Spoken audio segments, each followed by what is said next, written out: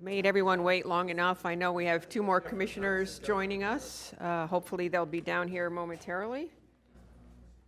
So this is item 5A6 on the agenda. And I'm sure staff has a presentation, and Commissioner Weiss is going to be collecting the cards and doing them this afternoon.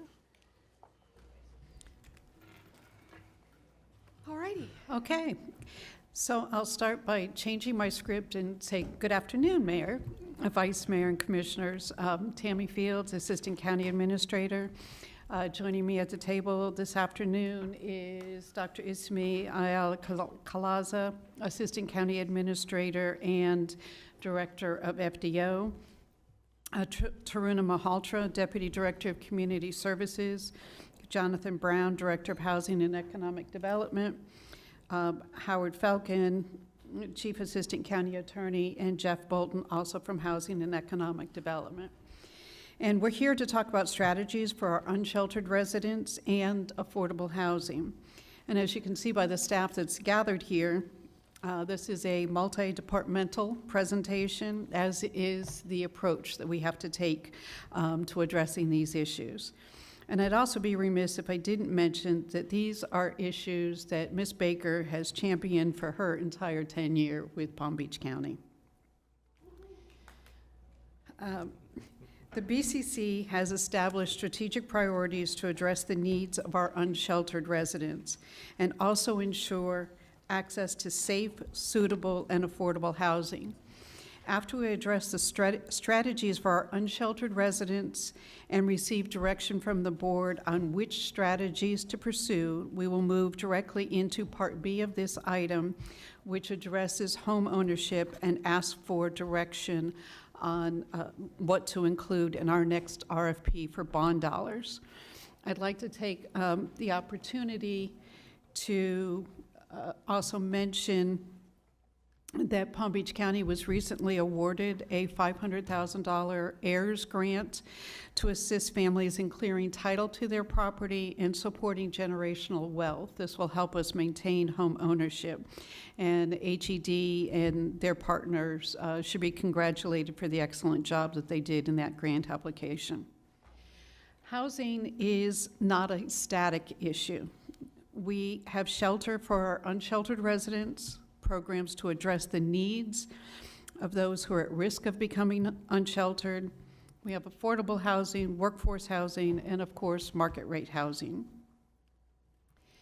The needs of our residents are likewise not static. We have those living in crisis, living on the streets or in their cars, those who are vulnerable, living in temporary shelter or couch surfing, those who are in stable, affordable housing, paying less than 30% of their household incomes for housing, those who are self-sufficient and renting at market rate, and then those who are thriving and have attained the goal of home ownership, something we can wish for everyone. We've discussed on many prior occasions the laws in Florida regarding unsheltered persons and the prohibition on continuous nighttime sleeping on public lands. So I'm not going to go into that in depth here, but I do want to emphasize that the law does not require the county to have a bed for every unsheltered resident of Palm Beach County. Likewise, there is no statutory obligation to provide affordable or workforce housing. Despite that, we recognize the need, and it is supported by many of the local and state and federal incentives and regulatory programs. Palm Beach County has taken numerous steps to address the public camping law with the support of this board, and many of these efforts have proved successful, as you will see from the point-in-time count numbers that Taruna is going to go over. I do want to put out a word of caution, though, on those point-in-time count numbers, that even though it does show a significant decrease in the number of our homeless, we did find, those of us who were volunteering during the count, that it was difficult sometimes to engage the homeless. And we heard fears expressed that with the House bill, many homeless felt that they were under the impression it was illegal to be homeless, and so they hid from us. There were ones that also expressed concerns that they didn't want to disclose their immigration status or their LGBTQ status, and so they did not want to engage with us during the point-in-time count, which is not something we've encountered in the past. At this time, I'm going to turn this over to Taruna to discuss the point-in-time count. Thank you, Tammy. Taruna Malhotra, Deputy Director, Community Services. So in the next few slides, I will share some point-in-time numbers and the services that we are providing to our residents. Our point-in-time 2020 to 2025 has fluctuated, just like Tammy mentioned. Please note that in year 2021, we did not conduct point-in-time due to the COVID. Though HUD requires point-in-time to be done every other year, as a continuum in our county, we do point-in-time every year to stay close to the current changes in the landscape in our community. If you look at it, this slide, in 2024, the total peaked at over 2,000 persons counted during our point-in-time. 2025 numbers is level with 2020 at about 1,500 person counted, but we believe it is due to some of the fear that Tammy talked about the House Bill 1365. In 2025, 40% of the persons counted were sheltered versus only 25% sheltered in 2025. This indicates that we are able to engage more folks in our work and get them in services. This map shows our count by district. The persons counted were heavily clustered in District 7 with almost a third of the total count. District 2 has 11% of the total count, and District 6 had 8% of the total count. 215 individuals were counted in the remaining districts. This map displays our count by zip code. The darkest shade on the map indicates where the count was most heavily concentrated. Counts of over 120 individuals occurred in one zip code, 33401. Riviera Beach and West Palm Beach were the most heavily impacted zip codes, followed by Belglade and Lake Worth.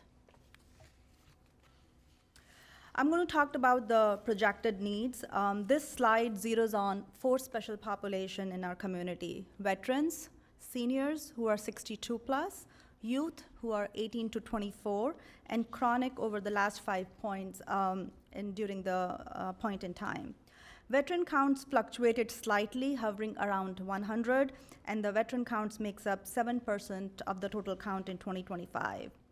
Seniors count, unfortunately, steadily rose, but now dropping in 2025, and they make 13% of the total count in 2025. Youth, 18 to 24, also steadily rose in 20 to 24, and then dropping again in 2025, and that makes 6% of the total count in 2025. I will caution again that these numbers were fluctuated because of the fear in our community during our counts. Chronic count remained steady and then jumped well over 200% in 2024. And the chronic special population makes up 24% of the total counts in 2025. The functional zero.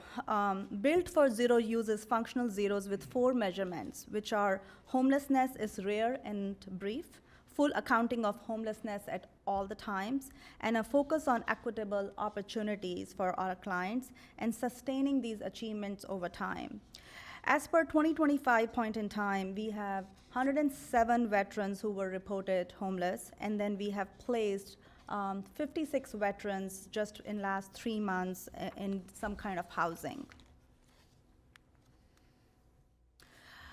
This slide talks about what are the housing unit gap. A recent FIU study drive homes the need for low-income rental and owner units. The housing supply gap for residents at or below 30% AMI is over 30,000 renter units and almost 43,000 owner units. And for the one who are between 31 to 50% AMI, the housing supply gap is almost 3,000 renter units and over 33,000 owner units. So here we have listed many tools in the toolbox that we are currently have been implemented to address some of these needs. Community services with our partners have done a lot of work in addressing the challenges of homelessness. Using a multi-pronged approach is critical as the needs are varied for the people we serve. We continue to expand and add to this list as needs, methods, and approaches are realized. I do want to highlight some of the programs from this toolbox. Is the recent launch of our medical respite program with Salvation Army, and also working towards getting additional 8 beds with our Lewis Center to have medical respite beds for our population. Thanks to the board and Ms. Baker to approve 2 mental health positions in our last budget that allowed us to initiate the medical respite programs on the street with our HUD teams, which we are seeing a lot of results and able to bring a lot of those chronic population in the shelters and able to get them engaged. We also expanded our call center to 24/7 for our homeless services. And then also now we have an online portal for residents to inform about any encampments or homeless activity in the community. This slide continue with some of those toolboxes which are outlined. We are working with Jonathan Group to set aside units with a lot of housing authorities and different programs we are working on. Engaging landlords and realtors through our Smart Landlord program for placements. Ongoing prevention programs to assist with the rental assistance, and then also to work with legal aid and FRLs for the eviction cases and provide the assistance needed.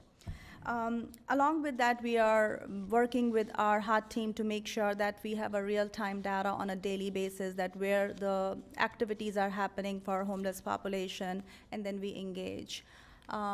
With that, I will pass over to Jonathan. Thank you, Taruna. So again, in addition to the external partners that you typically hear us talk about, the internal partners and the collaboration that we have, whether it's through HED, facilities, community services, planning, zoning, and building, those partnerships remain strong as we work to create new and preserve existing housing. So as it relates to new housing, here's a project that the Board of County Commissioners approved using the home ARP dollars, where we assisted Vita Nova constructing 12 units for the youth that have transitioned out of foster care, but they are unsheltered.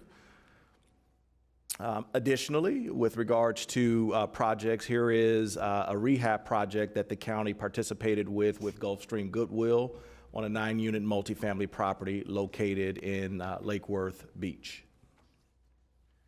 And as the board is aware, a number of different programs that we continue to administer, some that are key in preserving existing housing, whether it is our repair programs, our prevention programs, or even our rehab programs. Those programs continue to be active and fully utilized. And then we have the programs that will assist in creating new units, whether they're rental or home ownership, from impact fees to developer programs to our housing bond program, which we'll talk about in a little while, as well as the HIP funds, the ad valorem funds that the board has awarded us over the past few years. Okay. And Isami. Thank you, Jonathan. Facilities development and operations assist community services and housing and economic development with infrastructure tools that involve county-owned property. We have worked with our colleagues in the development and construction of the Lewis Center, Program REACH, Belglade Intake Center, Melissa's Place, and the Central County Housing Resource Center. We have also assisted, along with the West Palm Beach Housing Authority, in the development of transitional housing in the form of Prosperity Village cottage homes. We are currently actively engaged in what we call the infill housing project. The county has approximately 50 small acreage county-owned parcels for which we have developed model drawings to build homes that then HED can place in the market for qualified families. Design and permitting for the first 10 properties has been completed. We had 2 construction managers at risk bid them out. Unfortunately, the bids came back higher than what we expected. So we are currently trying to explore other mechanisms to deliver on that project. In coordination with HED, we have a request for proposals currently advertised to select a developer for the project title Brooks Subdivision, and the proposals are due May 9th. We also have an RFP pending issuance, which will make available 2 county-owned parcels for construction of new housing. One of the parcels is the one on Okeechobee Boulevard, and the other one sits across the newly built Canyon Branch Library. Commissioners, through this presentation, we have aimed to provide you a thorough overview of every tool we currently have in our toolbox, be it on the services side or on the infrastructure side. We now would like to present 2 additional tools for your consideration. The first additional tool is hotel conversions. This strategy entails, as you know, acquiring existing hotels that are available for sale and converting them for the provision of supportive housing. It carries capital costs in the form of real estate acquisition and building renovation. And I must take this opportunity to emphasize precisely that with hotel conversions, you will always be considering older buildings. That is, newer hotels will not be on the market for conversion. But furthermore, I will argue that acquiring newer hotels will not be fiscally advisable, as the county will be paying for a level of finishes that and amenities not typically required for supporting housing. In a nutshell, all hotel conversion opportunities will require a capital investment for renovations, the magnitude of which will be a function of the condition of the facility. Therefore, the key will be to find buildings that have been well maintained and are in good condition. Ensuring that we have thorough condition assessments will then be an essential step for staff to recommend acquisition. This tool, as you can imagine, carries an ongoing operational cost, which is typically handled through ad valorem funds, grants, and recurring partnerships with non-for-profits and third-party providers. It has the advantage that it gives the county a fairly expeditious time frame for delivery. That is, no design, permitting, and construction is required because it's a building that is already in place. For sake of comparison, delivering a new facility for on county-owned land could take anywhere from 3 to 4 to 5 years from start of design to start of operations. And that is obviously without considering externalities such as hurricanes, legal challenges, and supply chain disruptions. The recently approved La Quinta acquisition that was approved by the board 2 weeks ago is the first hotel conversion opportunity that this board has pursued. The second additional strategy that has been identified for consideration by the board is the mini cottages, and that is basically the installation of small pre-manufactured residential structures. This initiative will carry capital costs to the extent that design for site adaptation will be required, and real estate along with the mini cottages will need to be acquired. Similar to hotel conversions, this tool carries as well an ongoing operational cost, which is typically handled through local funds, grants, and recurring partnerships with non-for-profits and third-party providers. As a benefit, it provides the potentially reduced cost of construction costs when compared to standard construction approaches. Our goal behind this slide was to help this board better assess the options that it has in front of it for consideration. We wanted to summarize potential costs to the best evaluated on a case-by-case basis, and will be a function of the infrastructure and services to be provided. If I may take you back to when we brought La Quinta to this board, at the time it was approved, we estimated the cost per unit to be approximately $7,000 for the provision of maintenance and utilities. Hence why that number is reflected on the estimated cost for hotel conversions and provided as a reference for mini cottages. Note that we intentionally left blank the cell for facility services as it relates to homeless shelters.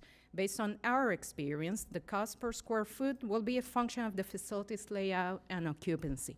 As a general reference set cost, we can expect them to be in the range from $9 to $13 per square foot.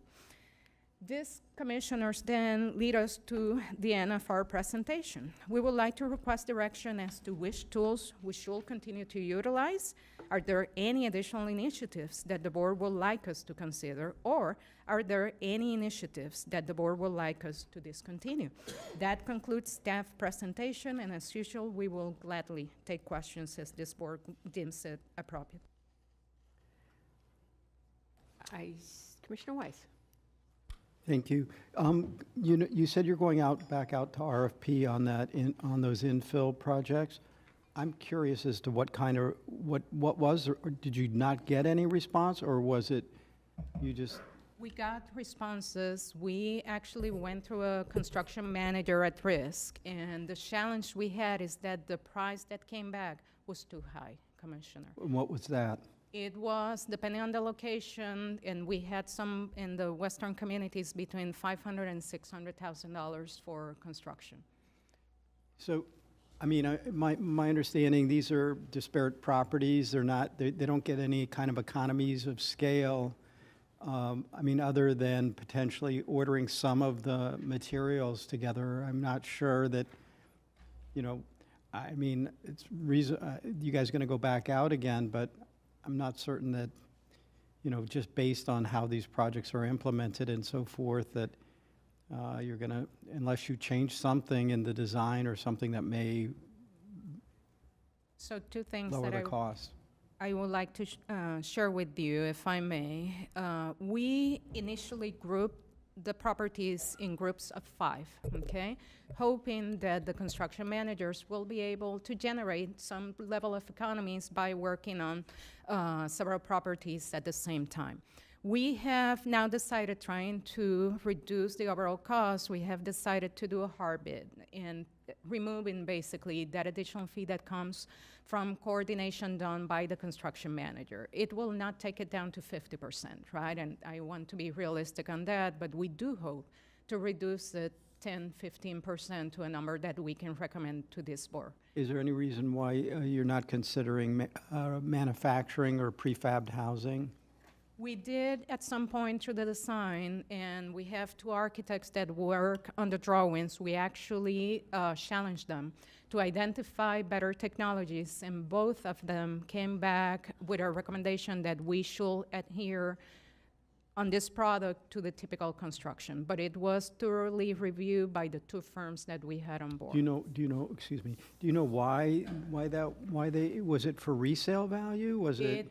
It was basically a concept of return on investment and their ability to guarantee the product, keeping in mind that this is a property that the county will sell, right? So that's how we started the design process. We told them we need to remain at an affordable workforce level, okay? So we need you to explore how to deliver at a lower cost. And I will tell you, the first 2 or 3 meetings were just centered on that, and they came back with a recommendation saying, let's do standard CMU. We have looked at the drawings very closely, and I think internally as a group, we feel that there's nothing to value engineer from those drawings. They are, in all honesty, very plain base level provision of housing. To remove anything from the design will be a disadvantage to the families we're trying to help. And did you at all consider any of the housing trust models as another way to reduce costs? We are in that process, not yet, but we are trying to explore how to further reduce the costs. And the other thing we're doing is reaching out to non-for-profits to see if they have the ability to build it at a lower cost than what we can through our contractors. Thank you. Commissioner Sachs? Thank you so much. Well, I'm glad we're doing this, Ms. Baker, because the first order, maybe the second or third order of government, is to house the most vulnerable. And I know it costs money. How much have we received so far, Mr. Brown, in grants from our federal partners for housing, specifically for housing, sir? Annually, we receive approximately $9 million from HUD, and then we receive, I'm sorry. annually, we receive approximately $9 million from HUD, and that's through CDBG, HOME, and our ESG program. And we receive, it varies from year to year, but anywhere between 9 to 12 million from the state in our SHIP program. And how about from our federal partners, from Lois Frankel's office, Brian Mast, all the other Moskowitz? We received this past year an allocation from Congresswoman Sheriffless McCormick of $2.25 million. I know, I have that check. Okay. Don't have it, but I saw it was here. But how about Congresswoman Lois Frankel? Housing Economic Development has not received anything. I'm not sure about community services. Yeah, we received $1 million for our medical respite program, which we are adding 8 beds in Louis $1 Center. million from Congresswoman Lois Frankel. And Brian Maskowitz? Not Brian Maskowitz, Or- but, yes, Or Jared Moskowitz. yes, him too. We haven't received any. I don't think we've Nothing? received anything. Okay. And Brian Mass' office has not sent us any money for housing. The reason I ask is that I've contacted these offices, and their first question is, what have you done with the money we've given you? So let me research this a little more, and I'll meet with you personally, all right? And now, with the monies that we've received from HUD, from SHIP, from the state, and from our congressional partners, have we built any housing for the homeless? Yes, ma'am, and I can back up. 2 of the projects that we showed here, let me back up a little bit. One was Vita Nova. I was there at the opening, sir. That's not for the homeless. I'm talking about, can a homeless person live there at that place? If they're an unsheltered youth, yes, ma'am. Okay, so we have built, was there Vita Nova for, those are nice houses. Those were nice. Yes, ma'am. Uh-huh. And about how much is that do we spend? And I'm sure that Vita Nova is a wonderful program. And do you have any, and I'm sure you're prepared for this because it was on the agenda, how much are we spending per unit for an unsheltered youth? Now, Vita Nova is a nonprofit. Vita Nova is a nonprofit. Excellent program. Yes, Right. ma'am. Vita Nova is a nonprofit who focuses in on those youth that have aged out of I know, foster there, it's care. wonderful, right. So how much do we spend per unit, per apartment for the child? Okay. I'll see if we have that answer. That's not, as developers apply for the competitive funding that the county makes available, if they target an unsheltered population, then we have those projects. So this would be one, and then the other one was an acquisition of a house project where Gulfstream Goodwill was going to serve low income families. Again, that also creates an opportunity. It just depends on what a developer applies for when the county makes funding available, and not all projects are for unsheltered. Can we make them for unsheltered, Mr. Brown? So the unsheltered are, developers that are targeting unsheltered are able to apply for the dollars. The fact that they don't apply shares with me that they're probably still trying to identify all the funding necessary to bring a project together, or something with the costs of doing it, but they are always open and welcome to apply. So I go back to my original question. How many roofs do we have for the numbers that we identified as unsheltered? How many roofs have we built or worked on for our unsheltered? So over the past 2 years, these would be 2 of the projects that I could identify that is part of that. But again, So we that's have a just coming. nine unit, it's not up yet, but it's coming up. 9 units? So you have the 9 units for that particular project that are targeting low-income renters, and then you also No, have. unsheltered, not low income. Unsheltered, sir. So the challenge is that we have some that are working, that are unsheltered, that would Right. qualify as well. So that's why we kind of say if they're, I'm talking about the 5 people I see on the streets every time I drive to work. They're not working. They're sleeping on the streets off of I-95, Okeechobee here. Do we have any provisions for those unsheltered sleeping on the streets? Commissioner, this starts to go into what community services is providing. HED is really concentrating on the building of the structures with the dollars that are available, and then community services is managing more placing people in beds. We do have a total of 1,649 units that are available for those who are unhoused, with a So we have total of 1,000, I'm sorry. Thank you for that, Dr. Fields. We have 1,965 roofs. 1,649 units and 2,361 beds. So we have units built for the homeless, for the unsheltered today. Yes. Oh, good. Where are they? We've got our Housing Resource Center, No, the no, Roof I'm not, Center. I'm going to stop this conversation because I'm just going to get frustrated. I like you folks, and I don't want to embarrass anybody. But I know a couple of facts. We don't have one roof for a homeless person today.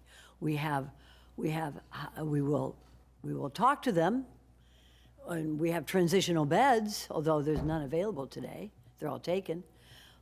We feed them. We feed folks. Nobody goes hungry, but we don't have a roof. And you have, Ms. Tammy Fields, you have all the manufacturers that I've given you, and I'm getting them today, right now, that can build a house from steel that has been, it's a Florida company. And I'm not going to give its name because I won't give any advertisements. But it's ready to do business with this county. It builds steel houses, fire resistant, hurricane resistant, $15,000 on the ground. So will you give me a commitment that you will work with these different companies going all over the country? That you will at least speak to them, listen to them. I'll send you the pictures today that we can put mini houses, Florida company, today on the ground to house an individual, anything from 500 square feet up. And that is the purpose of today's Good, agenda okay. item, is to ask the board direction if the board wishes for us to pursue the mini cottages as one of the tools in our toolbox. This is not a mini cottage. Okay, we've discussed mini cottages, and there's a lot of folks here who don't like them. I'm talking about a mini house from a Florida company. Will you accept a commitment to at least review these so that they can build them? They can build apartment buildings out of steel. These are reclaimed steel from a steel company here in the state of Florida. And they're ready to start in this county as they have in other counties throughout the state. And if I can have that commitment, that's fine, because we need to move forward with housing the folks who are sleeping on the streets. And if I can have that commitment from you, that's fine. I'll send them to you. Thank you very much. Administrator Baker. We will contact your office, follow up with you, and I'll get send that it to you. information. Absolutely. I'll send it to you because people are listening, they're hearing what we're talking about. They're not talking about mini cottages. They're talking about reclaimed steel from old cars that have been junked here in Florida, and they manufacture housing or buildings or garages throughout the country, and the cost is reasonable, fire resistant and hurricane resistant on the ground. So if you just have that commitment, I'll send it to you this afternoon, We will and we speak can with look them. at it. Thank you so much. Ms. Baker. Okay, I don't see any other lights on. I know we have some cards on this.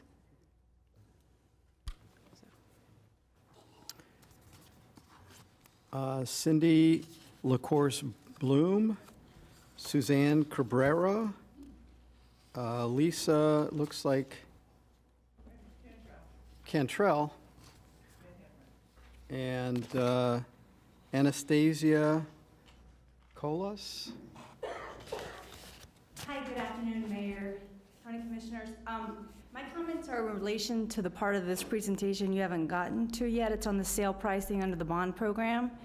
But do you want them now, or did you want to wait? You know what, why don't we go ahead and finish the presentation, then we'll call the cards. Okay, Thank you. That would be the second part of this. Okay, Yes, thank you ma'am. so much. Let's do the for sale housing bond loan program. Can we get the quick version? Yes, ma'am, absolutely. So today, we're going to be seeking direction from the board regarding recommendations on how to set the for-sale pricing or max sales price for the Housing Bond Loan Program. Wanted to provide you with just some context over what has been occurring in housing and economic development since 2020 with regards to acquisition projects, rehabilitation, construction, and our mortgage assistance programs. Also working with PZNB with regards to workforce housing, I wanted to put up the chart which shows the max sales prices in the workforce housing program because that is currently the Mod 2, third category is currently the max sales price in workforce housing, which has generated the conversation today regarding the housing bond max sales price.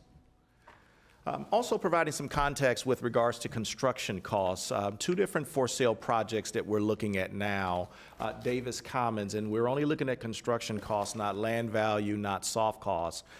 With the construction costs, you're looking at about $377 a unit. If we factored in land and we factored in soft costs, you'd be over $500,000 a unit. Villa Solana, $317 just construction.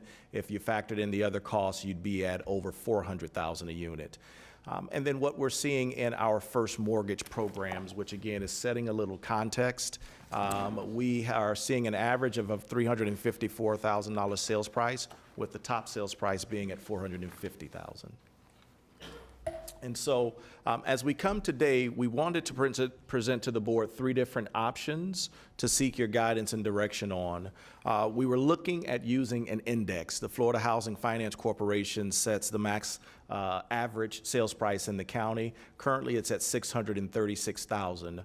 When working with the nonprofit collaborative group, what they recommended was, let's look at 80% of the Florida housing number, factoring in or figuring that 20% of the project would be land costs. We wanted to focus in on just construction costs and use that to help set the max sales price. And so the 80% option would give us a max price of $509,000 roughly. If the board decided on a 75% as max sales price or 70%, you see the respective numbers. What we also provided to you was you're good, Vice Mayor. What we also provided to you was the principal, interest, taxes, and insurance, the PITI payment on these types of loans. And you can see where those principal, interest, taxes, and insurance payments are. And then what does a household need to, what sort of income do they need to make in order to qualify? And you see that. And then you see our assumptions with regards to interest rates, 30-year term, down payment, taxes, insurance, et cetera. And so based on the qualifying income, you'll see for AMIs, really what sort of AMI category you need to be in order to qualify for a sales price of those levels, either 509, 477, or the 445. So, and one caveat to the workforce housing program for sales, the housing bond for sale program goes up to 140% AMI. And so today we're seeking the board's direction. Do you like any of these three options for the for sale?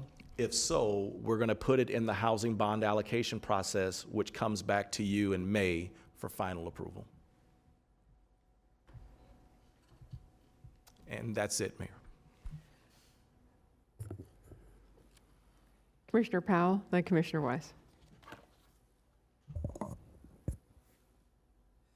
Thank you, Madam Mayor.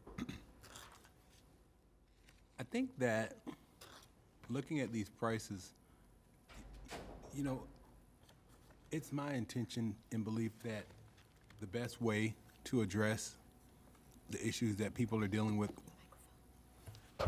regarding housing is to make sure that people are able to purchase homes.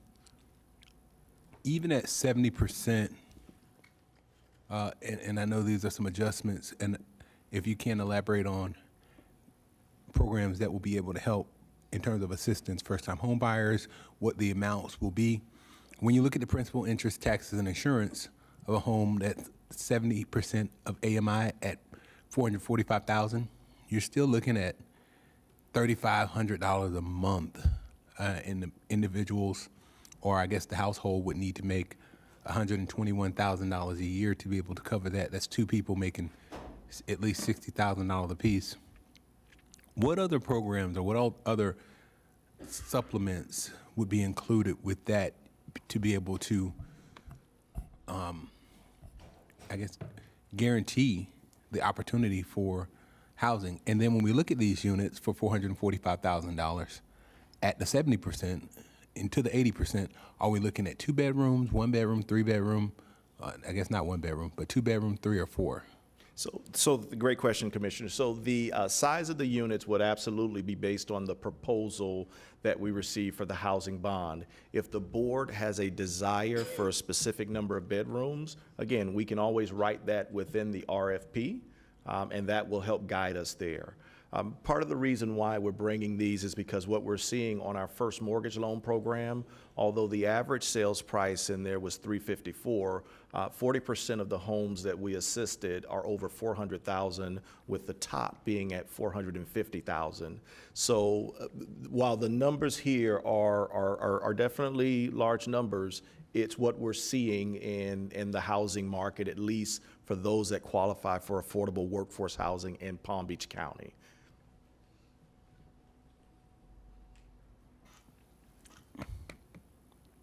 Okay.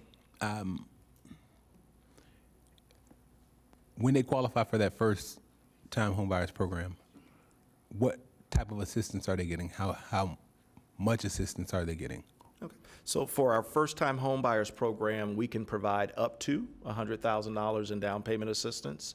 And if we are providing a first mortgage, then we can provide a first mortgage. The board has approved us with a max interest rate of up to 4%. We don't always have that program open. We were fortunate that we had some dollars left over, and we were able to use that tool, first mortgage loan program tool that's in our toolbox, and we were able to help some homeowners or home buyers. Mr. Brown, in terms of first mortgage, these prices that we're looking at with the principal, interest, taxes, and insurance, and the $445,000 to $509,000, are those, is the PITI based on the first mortgage program, or would it be based on the average mortgage or the average cost of insurance and interest? It'll be based on what the industry costs are. So right now, we're factoring in a 6.75% rate because that's where you probably get it at the bank level. We're factoring in what we anticipate property taxes, insurance to be, HOA or condo, as well as flood insurance if you're in a flood zone. Thank you. Yes, sir. Commissioner Weiss. Thank you, Mayor. Thank you for the presentation. Can you just explain, so in order to get a home at or get the price of a home at that 70% level versus at the 80% level, what's the, I assume there's a buy down that we would have, that's the county making that buy down in the cost, and are we making the buy down starting at the 636? So great question, Commissioner. So we would provide down payment assistance, the normal program that the board has in place, where we can provide up to $100,000 in down payment assistance. That down payment assistance can be used for closing costs or any of those type of costs related to that particular project. And that's typically what it is that we're typically doing, typically what we're seeing. And that would hopefully bring down the PITI payment if we can bring down that final total loan amount. So when you calculate, and just, it's getting into the weeds a little bit, but since you're here, I can ask you the question. So then the taxes and insurance are going to be based on the 636 price, or in this case, to get it down to 445, the value of the house would have been at 5.5. So great question, Commissioner. Let me clarify. So the 636 is just, that's the number the state provides to us, and every year it'll adjust. And they'll say, if you're using SHIP funds, you cannot assist a house whose value exceeds that. Okay. And so what we wanted to use that as is kind of an index to say, all right, so if the board wants us to do more loans or for sale projects in the housing bond program, we'll use, or we're recommending using that as an index, but what percentage of that do you feel is affordable and that our buyers can afford? Is it the 80% of that Florida housing number, 75%, 70, or maybe you have another percentage?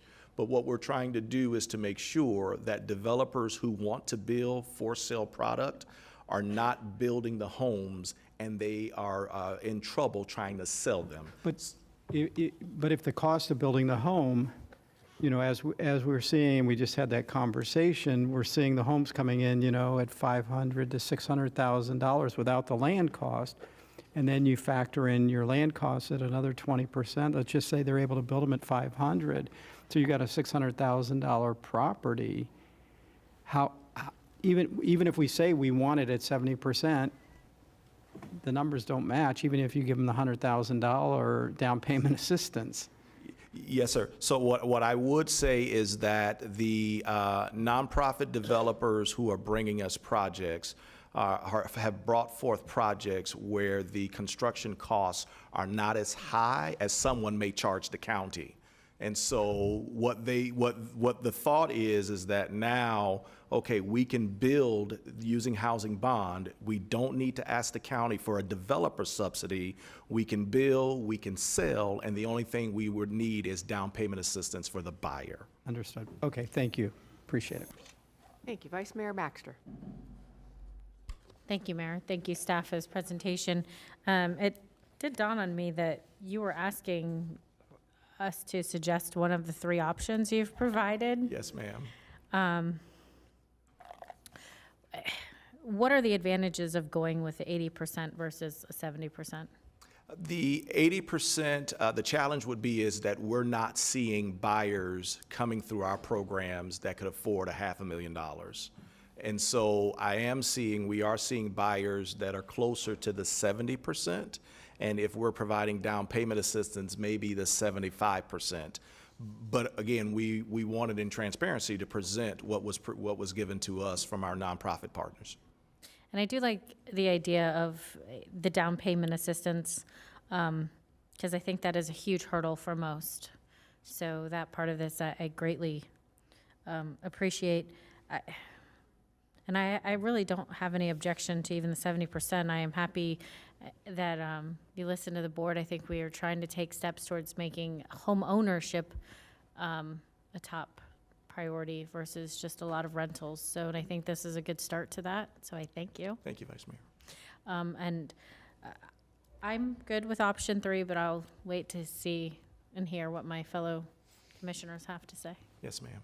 And the deed restrictions on these would be, again? The deed restriction we do is a 30-year, and if an individual lives in the home for 30 years, then that loan is forgiven. If they sell within the 30 years, the money comes back in the program, and we get to help other individuals.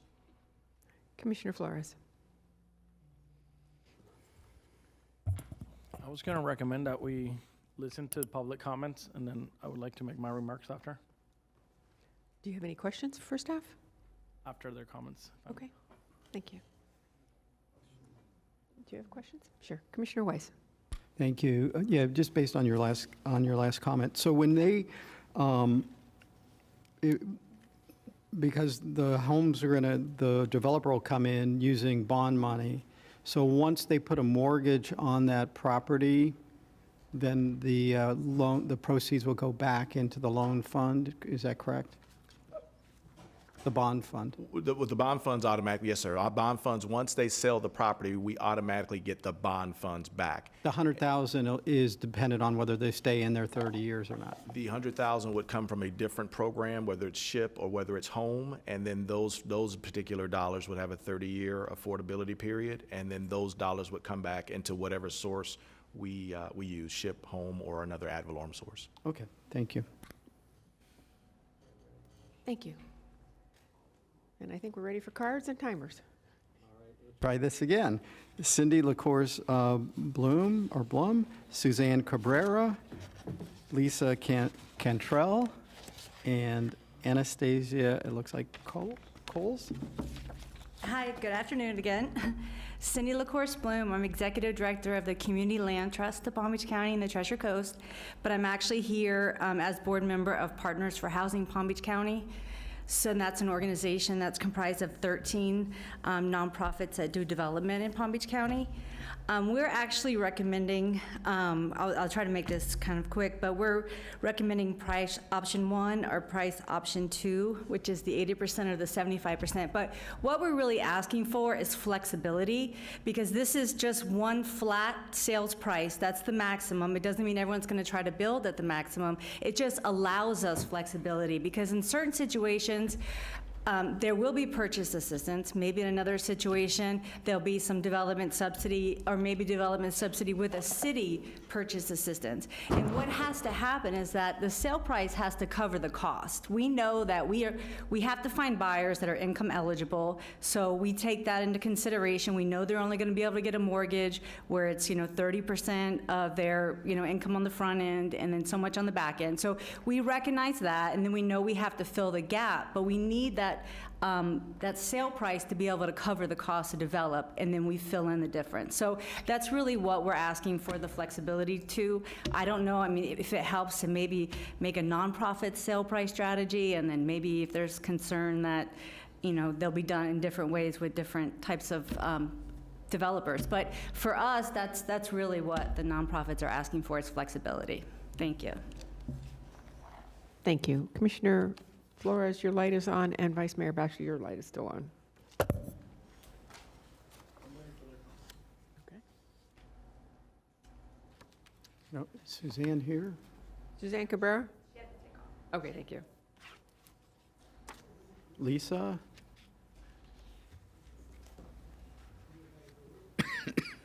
Hello, my name is Lisa Cantrell. I was here at the last meeting, and I am homeless. I'm an RN of 61 years, and I worked 40 years of my life. I have no debt, no credit cards, and no mortgage, and I was displaced by the Palm Beach County court system on a mistaken claim of lien that got processed as a mortgage.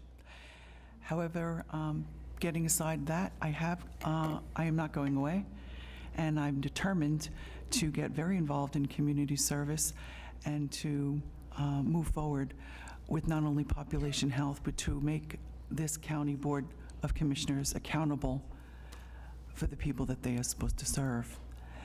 I speak for the people who can't help themselves.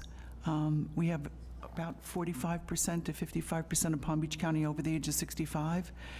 And probably about 15% of those are either mental illness, Alzheimer's, drugs, and other issues that are contributing to the homeless population. However, they've accounted, thank goodness, for 2 mental health professionals to assist, but there is no, they canceled the mental illness beds, facility care for these people to help them take care of themselves and what resources are available to them. Besides that, there are other options besides a $400,000 or $500,000 home. Menards, which is MENARD, can build a 900 square foot home with labor and materials for about $90,000 to $180,000, with everything pre-cut and delivered on site. And they do special projects and discounts for counties, and they get all the funding, and they do that. And they've done it before. They've done it in Santa Monica, California. I've worked for the California Department of Health, where thousands of people have been housed in what Maria Sachs was talking about, in those ADU units that are steel. I lived in one myself during the pandemic, where I was helping the homeless population and working with them specifically. Those numbers for the homeless population, I could tell you, are way off. I am living homeless partially by choice. And I'm doing surveys and studies. And right here in Palm Beach County, I was offered a bus, one-way ticket out of the county to get out of your hair. But that's not going to happen. That's not going to happen. And people who think I'm not in their jurisdiction, this is not only a community, but a national problem. It is not going away. And until we hold our County Board of Commissioners accountable for every single dime and where it goes, and retroactively and retrospectively hold them accountable to the numbers. $270 million to house 40 homes and have them pay for it is unacceptable.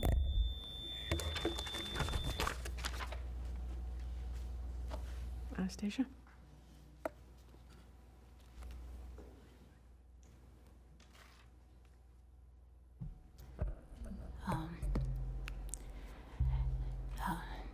Hello.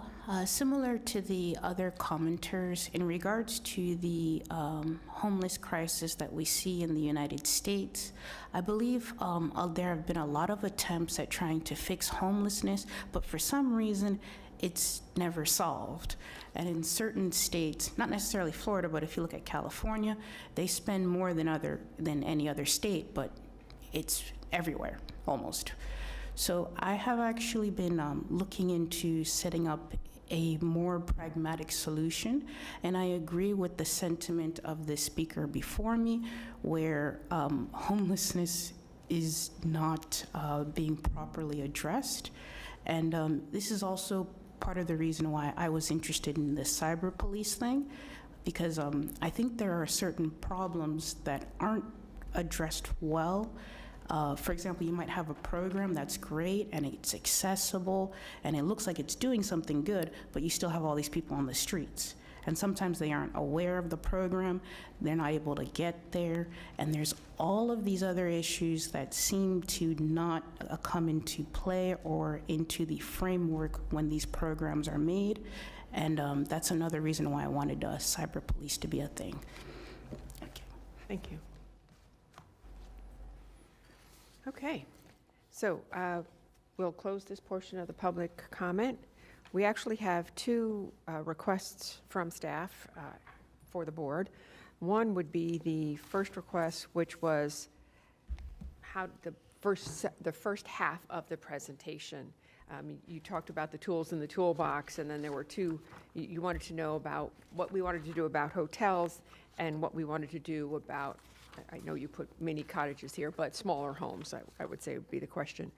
So I guess I would entertain some questions about hotel conversions and mini homes. I have Commissioner Flores, Commissioner Weiss, Vice Mayor Baxter, Commissioner Sachs. I go first? So I want to start off with the homeless topic. I think the tools that we have utilized are good. I don't have any issues with the tools that we have and that we have utilized. We are currently spending, and this is not including the La Quinta, which is not really homeless, but I just lost that number. We're probably budgeting around $39 million towards the homelessness population. I think that was the chart, the PowerPoint or the spreadsheet that I had received. And if I remember, it was around $16 million that come from ad valorem dollars that we are utilizing taxpayers' dollars to work or to do this work. And I believe there's around $24 million that come from state or federal program. I think we're investing a lot of money into this particular issue that we're dealt with. So when I hear comments that we're not doing enough, that could be debated.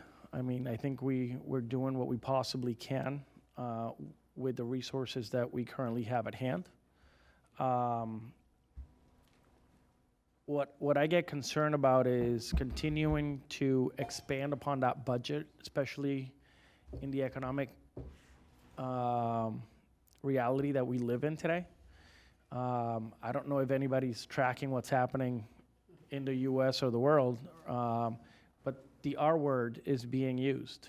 The recession word is being used very often recently. So to me, making more of an investment in the near future is a little bit of a hesitation right now, especially not knowing what could be cut from federal programs coming down and what could possibly happen if there is a recession. How will that impact our local economy? Will people be out of jobs? Will people struggle again? 2008, we went through a housing crisis. In 2020, we went through COVID. These are things that we don't expect, but they happen. So the reason I'm bringing all this up is that at this point in time, I think we keep the programs that we have, we hold pat, and we see where we're at in 6 months, which is also the reason that I don't want to go purchasing another hotel.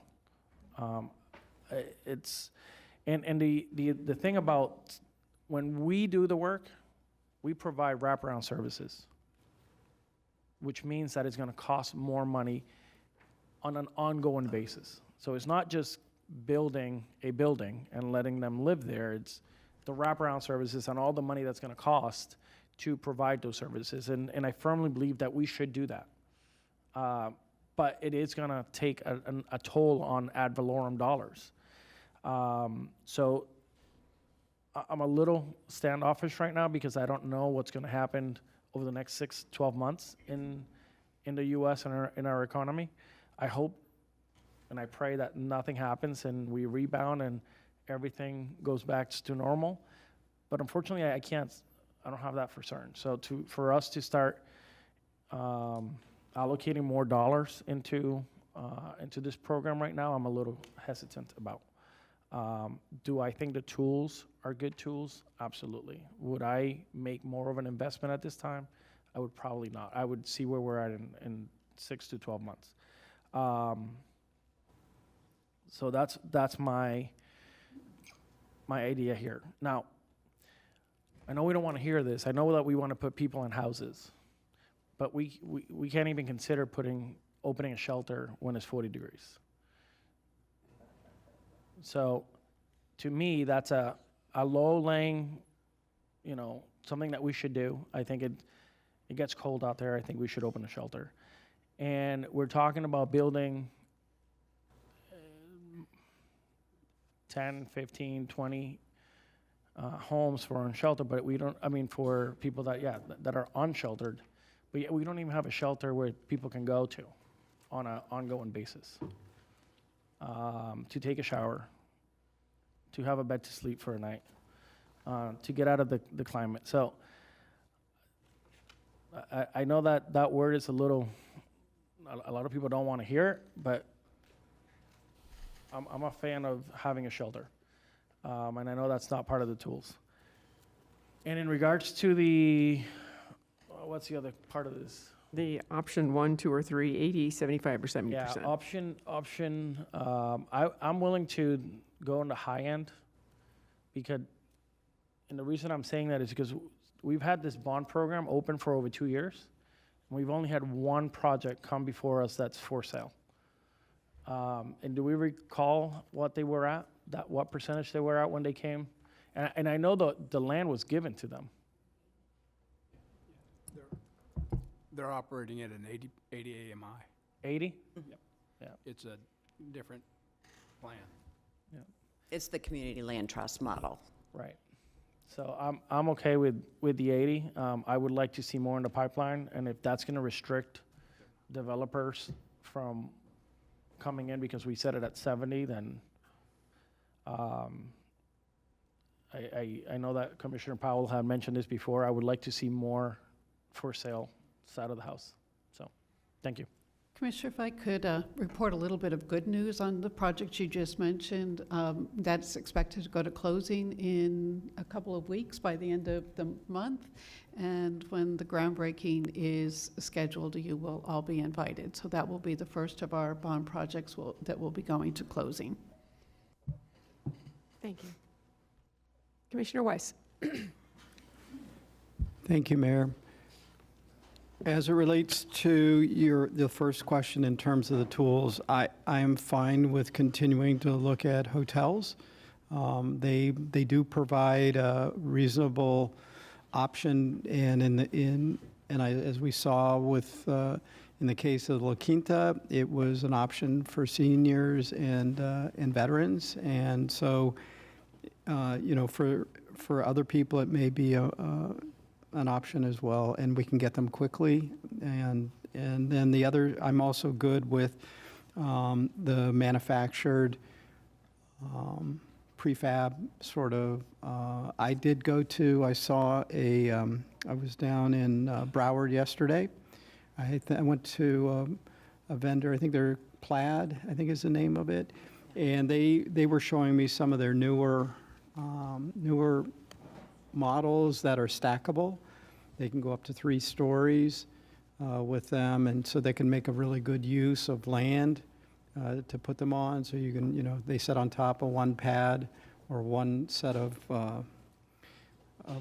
whatever posts or whatever, I don't know the technical term. But anyways, something, I mean, and they were reasonable accommodations, small but suitable for comfortable, somebody could be comfortable or 2 people could be comfortable living in one of those units, and they vary in size. So I think we were looking at, as it relates to the maximum after hearing from, was it Cindy?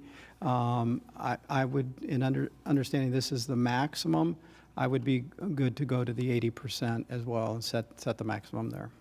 Thank you. Thank you. Vice Mayor Baxter. Thank you, Mayor. I agree with Commissioner Flores. I'm not in favor of going after hotels. I'm fine with 80% if that's where my fellow commissioners want to go at that max amount, but I did want to get some clarification. The housing bond allocation process that we're putting in place for the sale, those dollars are already there, right? We are not talking about expending more dollars? No, that is correct. We do have dollars there, and our plan is to bring back the housing bond allocation process with some changes that you've already initiated with some others, and we wanted to get some direction on this particular thing. So yes, the dollars are already there. We just wanted to make the tweaks that the board was asking for to the housing bond allocation process. Right, so if that max 80% gives more flexibility, that's preferable. I do agree with that. So, and then lastly, it did mention there are other programs. I guess we have down payment assistance programs. That's not coming out of the housing bond allocation. No, it's not. That is a totally separate fund for dollars. That's now, correct. do we know how much is in that fund? We are coming with new SHIP funds. We have our purchase assistance program, which comes out of our SHIP funds, and then we also have our first time home buyers program, which is coming out in the beginning of May. And I can't recall, I don't know, Carlos or Jeff, do you know how much we have? Dorina is here. She can tell us.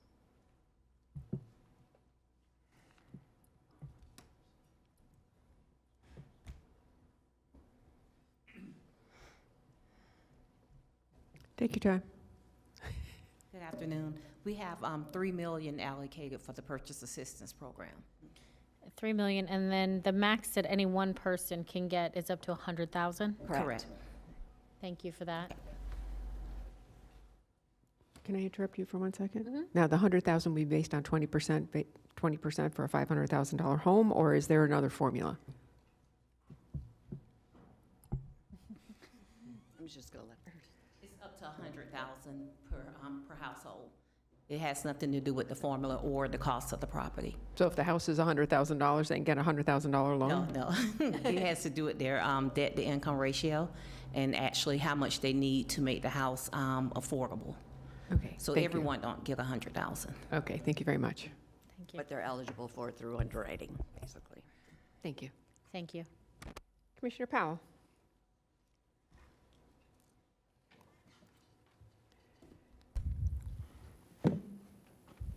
Thank you, Madam Mayor.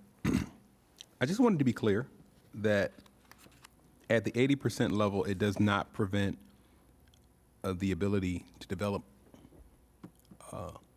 ownership units at less than that cost. No, it's the maximum. And the maximum currently is set at the 636,806 by Florida Housing Finance. So this, if we were to do at the 80%, which is 509, that would still be over $100,000 reduction in what's allowable for companies or developers to use the housing bond loan program to develop units. Right, Florida Housing Finance Corporation sets it at 636 with the developer, with the nonprofit developers with their recommendation of 80%. And we looked at that 509 as a potential maximum if you wanted to set it at that rate instead of going up to the 636.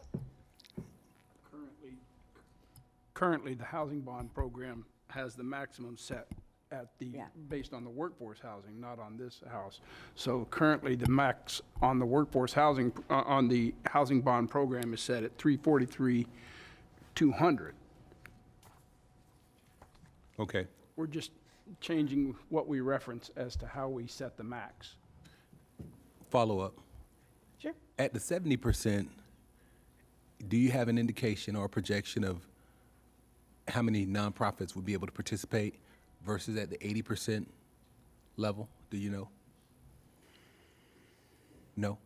Not really. Yeah, we do not. Go ahead, Tammy. No, the nonprofits that have spoken at the various forums that we've held have expressed more of a preference at the 80% for the flexibility level. They have. Okay. Okay, thank you. Those are my questions. Thank you. I'd be comfortable at the 80%. As for the hotel conversions, we have one. Let's see what happens with that before we add any more to the conversation. And as for small homes, I mean, if there is somebody out there that can deliver a small home for $100,000, which we haven't seen, so I mean, anybody can say anything, but until it's actually proof on the ground that that's what can happen, we'll just keep continuing to try to find those sources that can do that. So I'm okay with that as being an additional tool in our toolbox.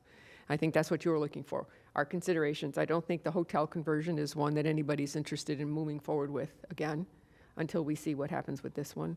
And, you know, if we can somehow find a manufacturer that can do smaller homes for a reasonable price, of course we're going to look at that. So that would be our, I think, it's looking for, you're looking for direction. So Commissioner Sachs, what would you like to add to that? I agree with you, absolutely.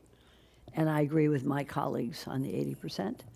And I agree with the issue on the, conversion of motels. We're just starting, and that's not for the homeless. And that's it. I agree with y'all. Thank you.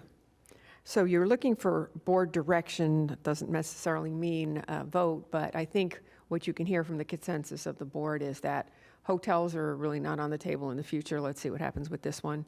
The mini cottages are fine, and I think the board is at the 80%. Thank you.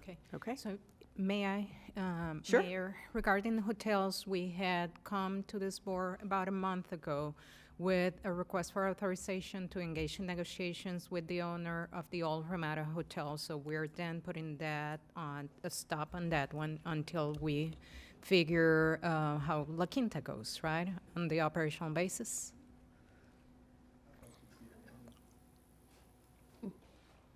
Madam Mayor, Yes, sir.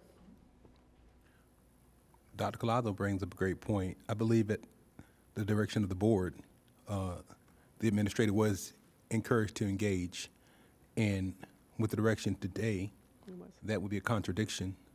I don't know. I think it would be in our best interest probably to continue to engage to find out what the results would potentially be.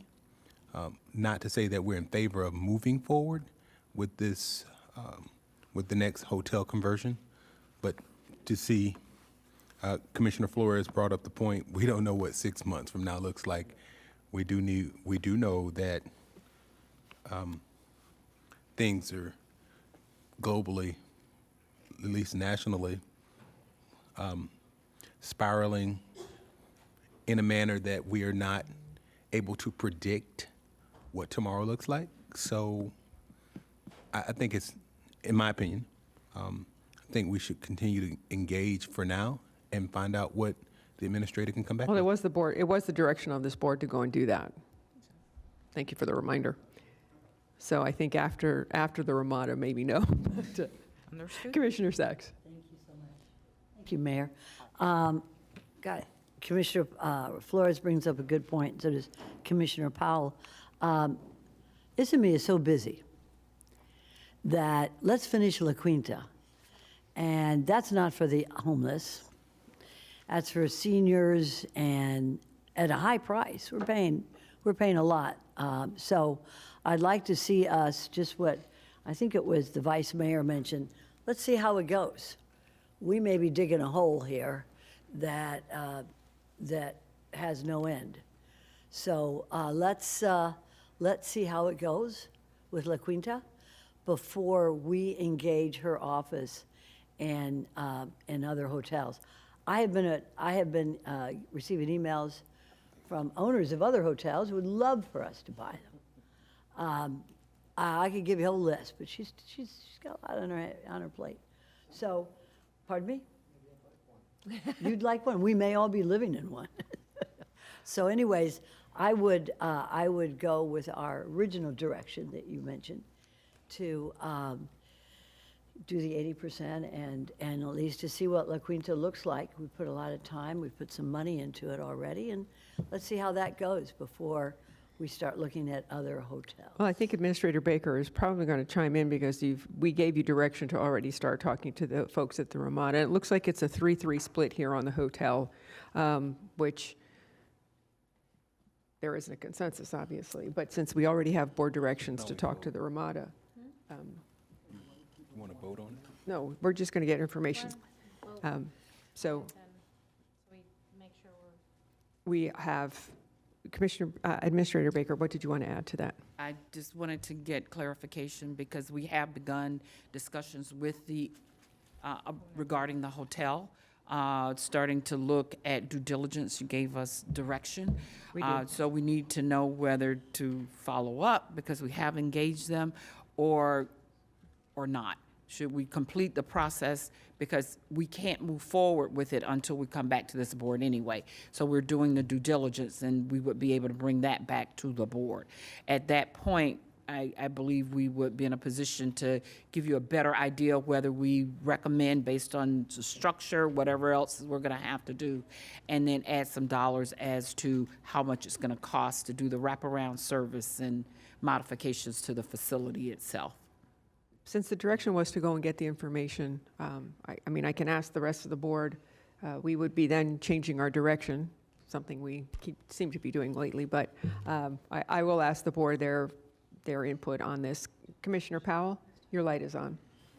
Madam Mayor, I would recommend, it would be my opinion, that we should move forward. However, if you did want to take a vote, that way it's definitive, that way it's not, well, we thought and we anticipated and this person said this, that way it's done. We if it's a tie vote, then I guess what, tie goes, it doesn't happen, right?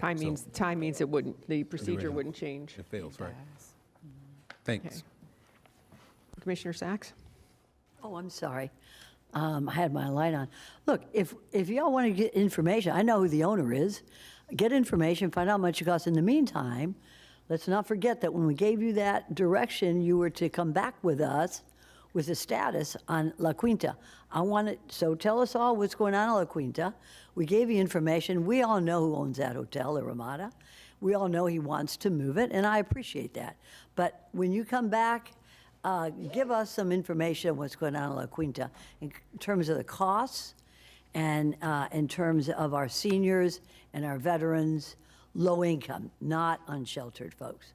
Okay, Isami? I appreciate it. Thank you, Mayor. May I forgot to. Sure. Yeah, sure. May I, Mayor, restate direction to see if I got this right? If I am following the board correctly, we are not to engage in the analysis of, for the time being, any additional hotels other than finishing the work we had already started in regards to the old Ramada, which we will bring back to this board to then receive further direction. So it's basically do not consider anything else other than the effort you already had underway, bring that to completion, and provide the information to us. Will that be I accurate? will ask Commissioner Powell and Commissioner Weiss to make a motion and a second, and then we will put it on the record. Would that be okay? Okay. Commissioner Powell. Thank you, Madam Mayor. I'd like to make a motion echoing what Dr. Collazo said, that we move forward on the Ramada, halt any other engagement with regard to additional hotels and move forward as directed by the board previously on that particular issue. That is the motion. I have a motion and a second. Commissioner Sacks. With a report as to what's going on in La Quinta, the status, if we could, Commissioner Powell, because if we're going to look at other hotels, that was part of the board direction, is to get a status of what's going on at La Quinta. Is that okay with you, Commissioner Powell? Or? Commissioner Sacks, I think that would be okay. However, additionally, to add in, I don't know if that is germane to this particular, because we're talking about La Quinta, and I know that we did a separate item related to La Quinta. This would be based on the, what's the call? The Ramada. The Ramada. I don't have a problem with that. However, I do know that when we did La Quinta, we talked about the cost estimates, we talked about who would be going in there. I don't think we've closed on that yet. So I believe our direction is based on not coming back with a recommendation, just the engagement of this is what was found out. However, in addition to that, if that's what you'd like to add to this particular motion, I have no problem with that. Appreciate it, because I think we discussed that when we gave the direction to staff to engage initial negotiations with La Ramada to also give us a status on La Quinta. So it sort of goes together. I don't think it'd be a problem. Thank you so much, Commissioner Powell. So I have a motion from Commissioner Powell, and I have a second from Commissioner Weiss. All in favor? Aye. All opposed? See that motion carries 6-0. So you understand where we're going now? Okay, thank you. Laura Beebe, after all this time, we're finally on airports.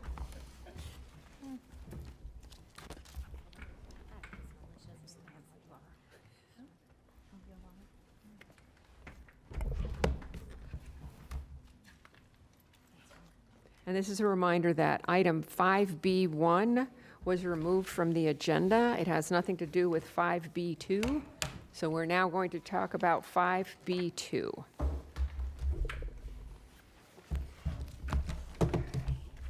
And we do have cards on this, so we'll hear those after the presentation and if there's any questions from the board.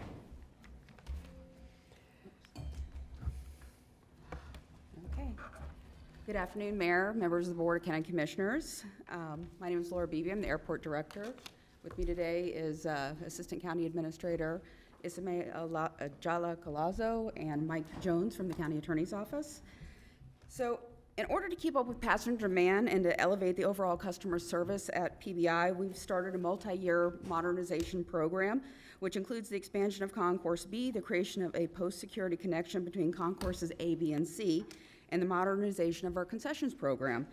Due to the upcoming expiration of the current concession agreements, the department issued a request for proposals for 2 food, beverage, and retail concession agreements in May of last year to provide for the update of all restaurant shops and vending machines at PBI. The goal of the RFP was to build a modern, award-winning concessions program and to provide high-quality dining and retail experiences at the airport.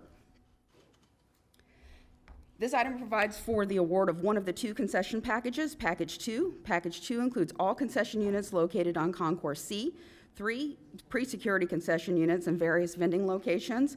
4 proposals were received for Package 2. The selection committee recommended the award of Package 2 to Paradies Lagardère at PBI LLC. Paradies Lagardère is one of the most well-regarded concessionaires in the industry, having just been named the best overall retailer by Airport Experience News for the 28th consecutive year in a row. Paradies has extensive experience in the operation of food, beverage, and retail concessions in more than 91 airports with more than 560 retail shops, 163 restaurants and bars, generating $1.2 billion annually in gross receipts.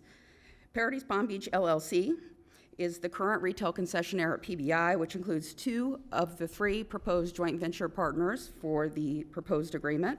The current agreement expires on April 1st, 2026.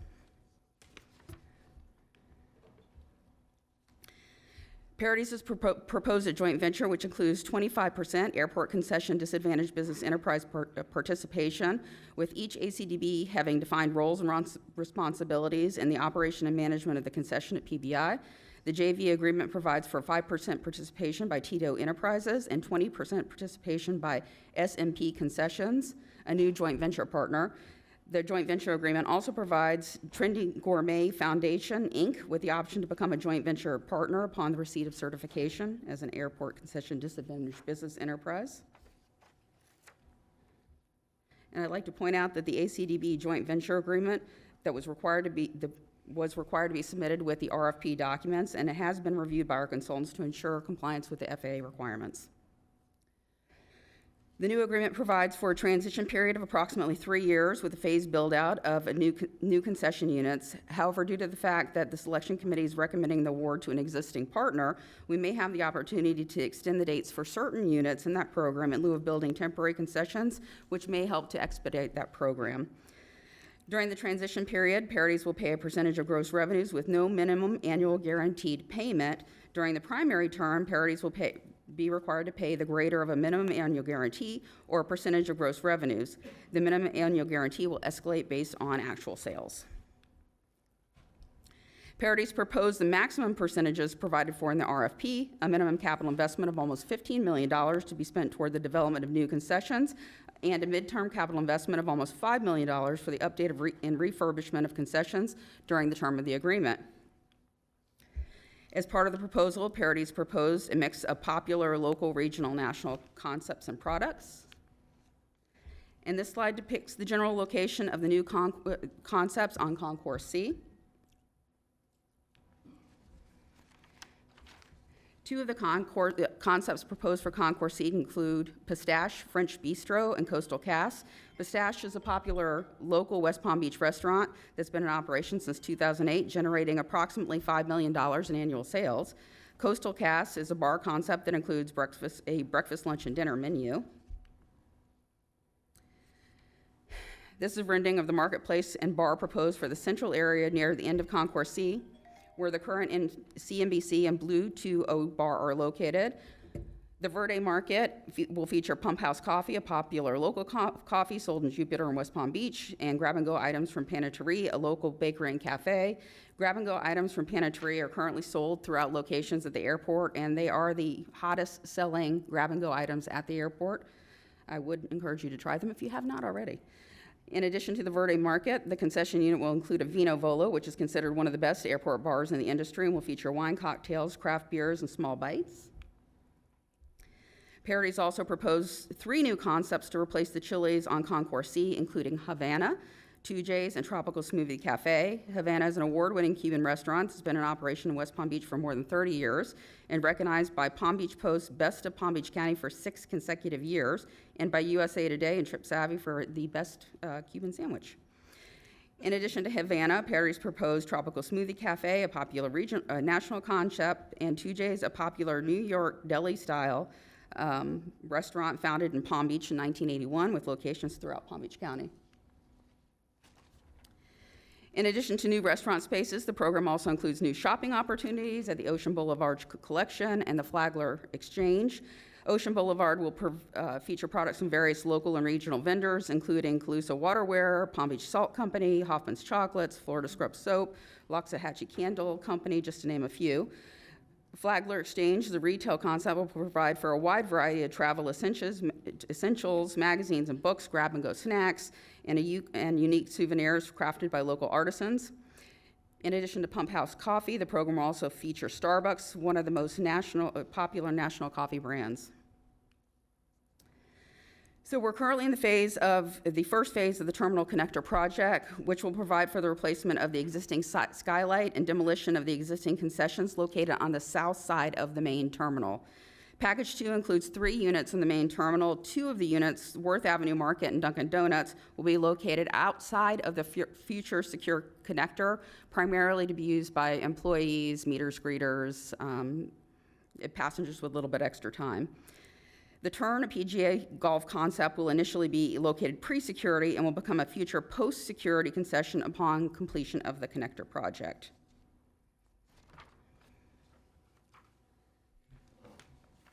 The Worth Avenue Market will feature grab-and-go from Panaterie, travel essentials, and gifts from a variety of local and regional vendors. In addition to Starbucks and Pump House Coffee, Perry's will also have a pre-security Dunkin' Donuts. And finally, the turn has been proposed for the central area of the main terminal. The turn will include a specialty retail shop with PGA branded products, as well as a full-service bar and restaurant. The turn will also feature a full-swing golf simulator, allowing passengers to play on 84 world-class golf courses, including the PGA National, the home of the Cognizant Classic, and a Golden Tee PGA Tour Edition arcade game. The unit will become post-security upon completion of the connector project, making it the ideal destination for passengers with a little extra time.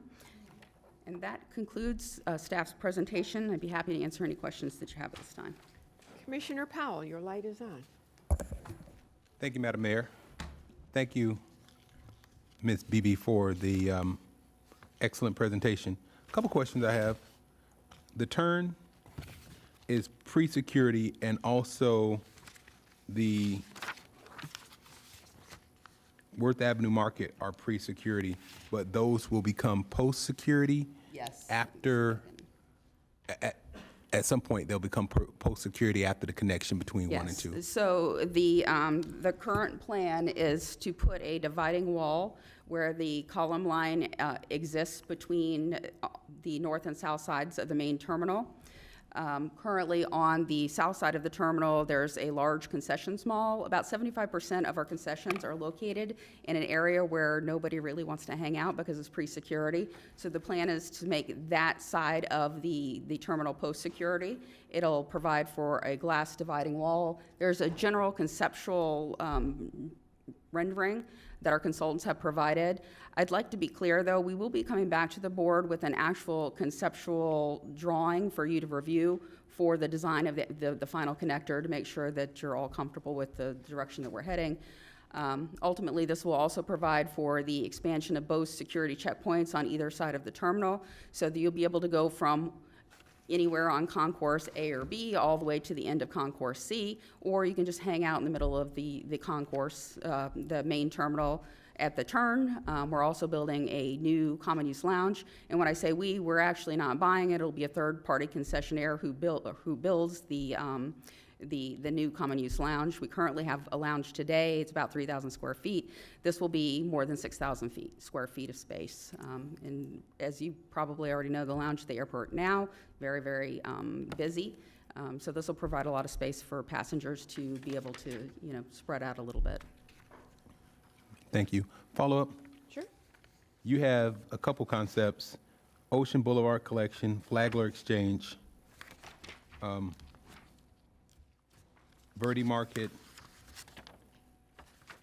and I would even say Worth Avenue Market. Are those concepts already established local brands outside of the airport? So the way the RP was written, it required that proposers provide national, local, or regional concepts that you can find on the street for certain locations, but not all locations. Market concepts, generally, you cannot find on the street. So they were allowed to do proprietary concepts, but we encourage strongly them to include local and regional products. Bars are kind of a similar thing, where you may or may not be able to find a standalone bar on the street that will work in an airport, because you also need to have, I'll give you an example. One of the concessionaires proposed a brewery, but you also need, when you have an airport bar, to have liquor and food. So there were concepts where we said we would really like to see local, national, regional. Some concepts, a retail shop, the type of shops that you have in the airport, for instance, the Flagler Exchange, that's really travel essentials. So every single one of the concessionaires came in with their own branded retail shop. The only thing somewhat close to that would be something like a 7-Eleven, or, where you can get a large variety of different, basic things that you need, which includes like medication and just things that you need when you travel, earphones, things like that. Thank you. What about the Worth Avenue Market and the Verde Markets? So both of those markets are internal concepts to Parodies, and again, what they propose to do is to bring in local and regional products. Okay, thank you. Commissioner Weiss. Good afternoon. My understanding, I thought we were going to have we were going to choose two providers? Yes, so one of the items was the earlier agenda item that was pulled for this meeting. That'll be coming back to the board hopefully at the May board meeting. Sorry, I wasn't here. Was there an explanation given as to why they're not traveling together? So they're completely two different packages. Package one is for Concourse B and a portion of the main terminal, some vending locations. They're two totally separate concession agreements, and they can stand alone, so they don't necessarily need to travel together as far as board approval on the same day. So we went ahead and moved forward with this one because this package was ready. The partners for the other concession agreement needed to have some additional conversations amongst themselves, so we delayed that until the May meeting. Okay, I think for me, one of the things, it would be nice to see everything in its totality, because that's when we met, that's what we saw, and now I only see a portion of it, and now I don't know what the plan is, what's coming next, and how this all is going to, what the entirety of the concessions at the airport are going to be. So it is our intention to bring back the proposal that we have already showed you earlier in our individual meetings. I can't present the other one today, so the only other option would be to delay this item until we bring forward the other contract in May. I'd prefer not to do that. And the reason that I'd prefer not to do that is because we're trying to keep our concessions program moving along with our continuing construction. With the connector project, we're intending on starting the Skylight project. It will be next hurricane season. So we'd like to get at least one of the firms moving forward with getting their building permits, starting their phasing plan, so that we are able to replace some of the pre-security units before we demo all of the pre-security units that will become post-security, because there will be a limited number of concession opportunities available in the main terminal when that project starts. So I'd like to see it move forward, but there is an option to go ahead and continue it to another meeting. One of the concerns that I had, and I shared, there were a couple I shared with you, which was the lack of really expressing the entirety of Palm Beach County with these concessions. And so I don't have everything in front of me. Maybe they're going to change. I don't know. But what I saw was everything was very centric to central Palm Beach County, and we had very little in terms of, representing other portions of the county. Because I know when I met with everybody who was wanted to be propose this, I wanted to make sure that, they represented all of Palm Beach County, and that, from, all the way up to Cuesta and Jupiter and in that area, down to Boca and Delray, and out west to Wellington and out into the Glades area.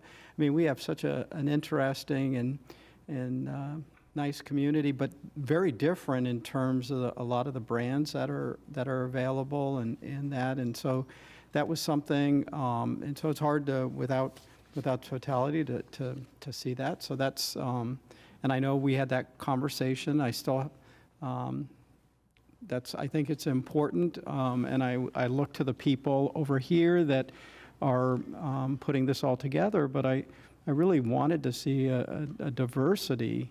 And I talked to everybody, I met with everybody who came in, and I thought that was really very important. And then secondarily, there was a brand that I didn't see in any of these that I had. In fact, it's Plum Market, and they moved their headquarters here. They bought the ownership bought homes here, and they're not represented, and I've never seen a concept like that before. I know they have in Dallas. I've had an opportunity to try their concept there, and it's really unique. And to have a local business that somebody wanted to be here, I don't know if there's a way for somebody to reach out and talk to them, but I think their concept is really unique with their sort of prepared foods in a way that is not like regular normal airport food. And unfortunately, I spend far too many hours in airports changing planes these days. can really appreciate when you can, something unique and good. So we can't indicate the partners that they need to work with. Every single concession program that was proposed had good concepts within the programs, but we can't pick and choose amongst them. Why? Because they're different companies that operate the concession, so we're unable to do that. However, each of the companies did propose alternatives, which are included in your package today. So if you want to take a look at some of the alternatives that they proposed, they did not propose alternatives for the market concepts. That's something that you certainly can consider. In terms of it being central Palm Beach County centric, we do have a limited number of locations within the airport for restaurant spaces. Concourse C is a little bit more constrained than what's going to happen at Concourse B with the expansion, because we actually expanded on both sides at the end of the concourse with the elevated the ceilings. It does give you a lot more space to work within. So it is a little bit limiting on how many concepts that you can get. And I think there are a total of 5 restaurant locations within the entire program. This program does include representation from like 2J's, which is, Palm Beach and Boca, and they have locations in Wellington, Havana, which is definitely West Palm Beach centric. I can say all of the programs did have more of an eastern focus than a western focus.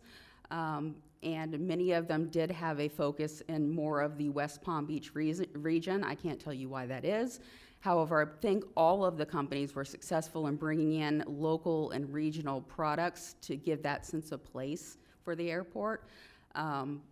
As I mentioned, there are a lot of different local products that all of the companies intend on bringing in. They gave us actual list of the different products that they intended to bring in to each one of these units. With regard to, grab-and-go products, the Flagler Gourmet Express that is run by Parodies currently, they've partnered with Panaterie, which is a local commissary. I know who they are. And they have the most fantastic sandwiches and salads available at the airport. In very, very small square footage, they're generating over $1.2 million annually, so it's very, very popular. And that was a local, homegrown concept. Pantry is actually right down here on Clematis Street, next to the theater. Excellent sandwiches. If they could actually, it's not bad for airport sandwiches, but if they could actually get the sandwiches that they make in the little restaurant, even better. So in the Verde Market, Panaterie will actually be one of the vendors that's featured in the Verde Market, as well as the Pump House Coffee, which is a local coffee as well. Yep. Thank you. All right, those are my questions. Thank you. Commissioner Flores. Yeah, I'm going along the lines of Commissioner Weiss. I believe Parodies is here. Yes, they are. Would I be able to address them? Because I have a funny feeling that the question I'm about to ask you're not going to be able to answer. Would you guys be able to come up to the podium? Thank you. Thank you for your time, and thank you for being here. So you heard... What just occurred? I'm just going to make a comment, but I have a feeling that our staff is not going to be able to answer, so I asked them to come to the podium, if that's okay with you, Mayor. And you're with Parodies, right? Yes, my name is Greg Parodies. I'm CEO of Parodies Lagardère. And you have a card in? Yes, I do. I have a card in. We both have cards in. A little preemptory, but we'll allow it. Just do their comment now, or do you want to ask questions? No, I think he still wants to ask questions of the staff. My right? question is along the lines of Commissioner Weiss. He made a comment regarding maybe other vendors that we were sort of hoping for. He mentioned Plum Market. When I met with Plum Market, I thought what they do is pretty unique. I like what they're doing. They did make an investment. I believe they have a market in Palm Beach Gardens. Would this be something that you'd be willing to consider to perhaps change your lineup a little bit, or are you a hard set on what you have? Well, first of all, once again, thank you for the opportunity. Can I jump in just real quick, too? Yes. If you change the concepts, it's also going to change the financial terms a bit. So if you're using a branded concept, it will change the finances a bit. So one thing I do want to mention is our agreement is very, very flexible. It gives us the option to change locations, concepts, square footage. We can switch units from different locations, so it's a very, very flexible agreement. So in terms of being able to award the contract today and tell us, go look and see if you can change this concept or you can change the theming, that's 100% something that can be accommodated in the current agreement. But I just wanted you to understand that by changing concepts, it changes the financial terms a little bit. So I'm going to defer to you. Yes, that is correct. And we operate a Plum Market in Detroit, which is our former home base. We believe what we presented here, first of all, we did a lot of study through surveys of what the customers are looking for in Concourse C. We've been in this market for many years, but we really need a program for today and tomorrow versus yesterday. So our customer research was intense. The concepts we proposed is a Verde Market. We could change the name of that. That's our proprietary brand. Vino Volo, which is the most acclaimed brand for wine and spirits in the country, has wonderful customer satisfaction. And then third, the local coffee brand that we presented as well. So this allows us to flex with the marketplace as it changes. And sometimes brands like Plum Market, not speaking for them, are very fixed as to what you can offer and what you can't offer. And financially is a very different model than this model for us and for you as well from a rental standpoint. So I want to share with you just some of the due diligence we did, even though we've been in this market for many years, and we greatly appreciate this partnership. And we're extremely excited to meet the goals Laura talked about, a truly first-class experience, true sense of place. Can we present everything as far as local in this limited space? No. You need national brands. I know Starbucks may not be my favorite, your favorite, but the customers ask for two things in airports: where's the restroom, where's Starbucks? Maybe the order's different. Dunkin' is very, very important, and then our local brand is very important as well. So we try to balance it in the limited amount of space we have in Concourse C. Would you like to add anything, Sylvia? No, I agree. I think what we try to do is bring a little bit of everything. It's a very diverse community. Having grown up in this community a little further south than here, it's just hard to be all things to all people and do it right. So I think we tried our best to showcase what we thought was really encompassing where the city is going, where it has been, and the future of it. Yes, and one thing we're very excited, this will be the very first the turn by the PGA Tour that we're doing. We do PGA Tour shops. This will be an award winner right in the center, will be a magnet. We love the plan that the team put together to really take a lot of this pre-security space, post-security, which will lead to higher customer satisfaction and higher revenue as well. Okay. At this point in time, I'm going to side with Commissioner Weiss. I think I'd like to see both packages all at once. I'm not ready to vote today. Vice Mayor Baxter? I believe we have some more speaking cards, so I'd like to save my comments until we hear what the cards have to say. And my card is there. It's Sylvia Peralta, S&P Concessions. I'm an ACDB partner with Parodies. Okay, Thank you. Thank you. Staff, do you have anything else you want to add? No. Okay. So why don't we go ahead and take the cards? Mr. Paradiso, you have a card in. Would you like to have additional comments for 3 minutes?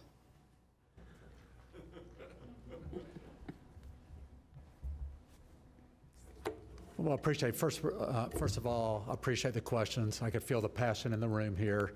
We know how important sense of place is here. We've truly studied and interviewed your customer, and you are blessed. We are blessed with a very good customer at PBI from a demographic standpoint, and they deserve an absolute first-class program. And just like we've been committed to for the last many years as y'all's key retail partner, we are committed to the long term here with a significant investment. You saw almost $20 million, which is a lot from a mid-sized airport, but we know PBI deserves it. Lastly, and I understand, Commissioner Weiss, your concerns as far as seeing the entire program, but there are two separate concourses, and we're ready to move. We're ready to move because we know how important it is to align with what Laura shared as far as a transition plan. So we're really not competing with B. I think B and C will be complementary programs, and really we are ready to move forward. Our team is ready to move forward. We greatly appreciate your support to move forward today. Thank you. Thank you. Sylvia Peralta, followed by Roz. Sylvia's good? Sylvia's good.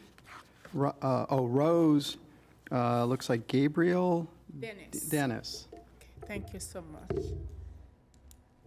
Good afternoon, Commissioners. Good afternoon, Mayor. Good afternoon, Airport Director. My name is Rose Dennis. I live at 4761 Northwest 6th Street in Plantation, Florida.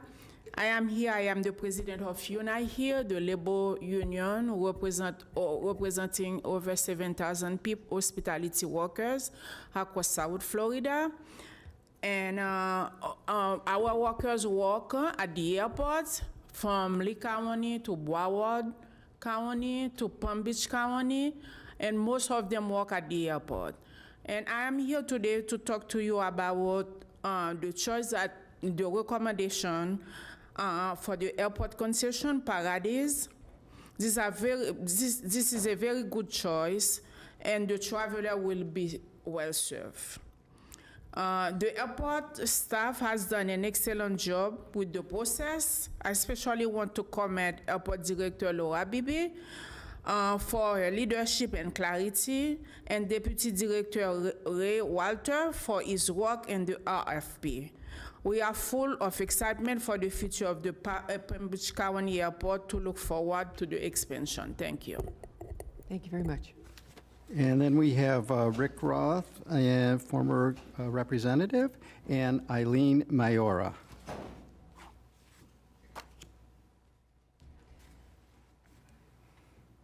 With a mustache.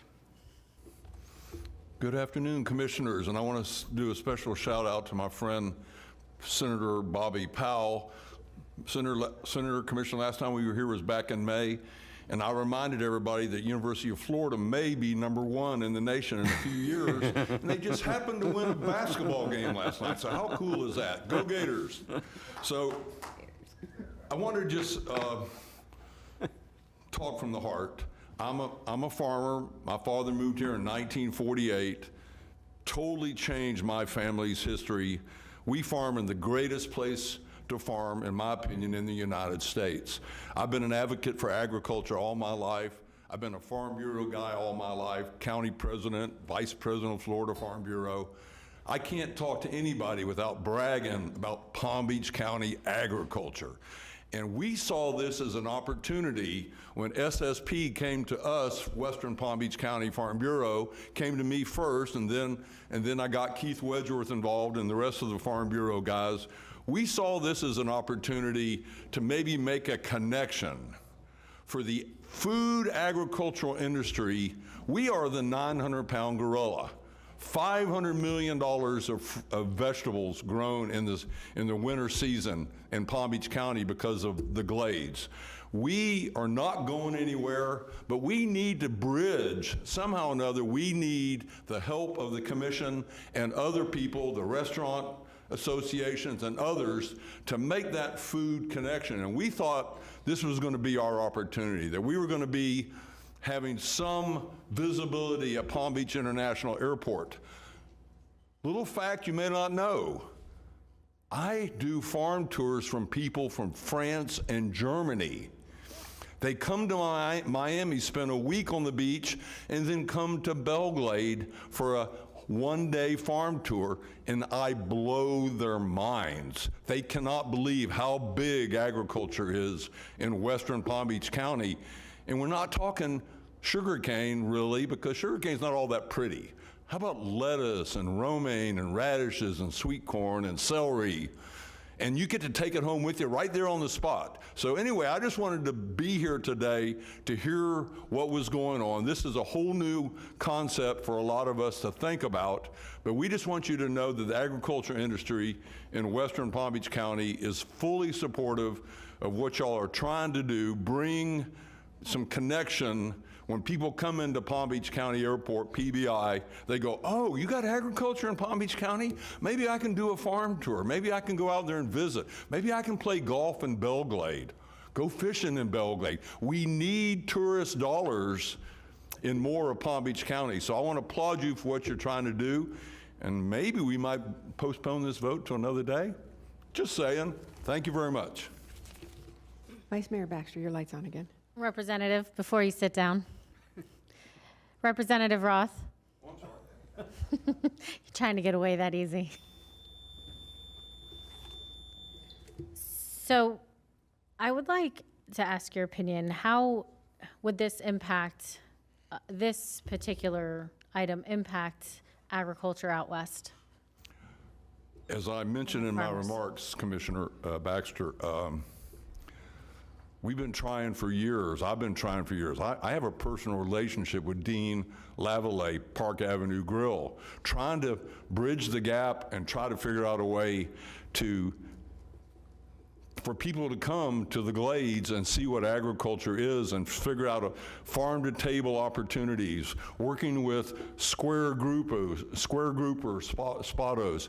This is a door-opening concept to me, and I'm just here to tell you we have a world-class agriculture industry. We do retail pack on sweet corn, radishes, and green beans. We are one of the most transformative agricultural areas in the world. We are just world-class.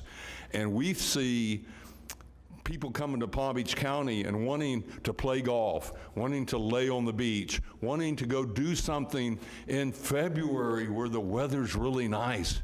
And when people come out to my farm in January and do a farm tour, they are beyond ecstatic. The weather's beautiful. They can see farming as far as the eye can see.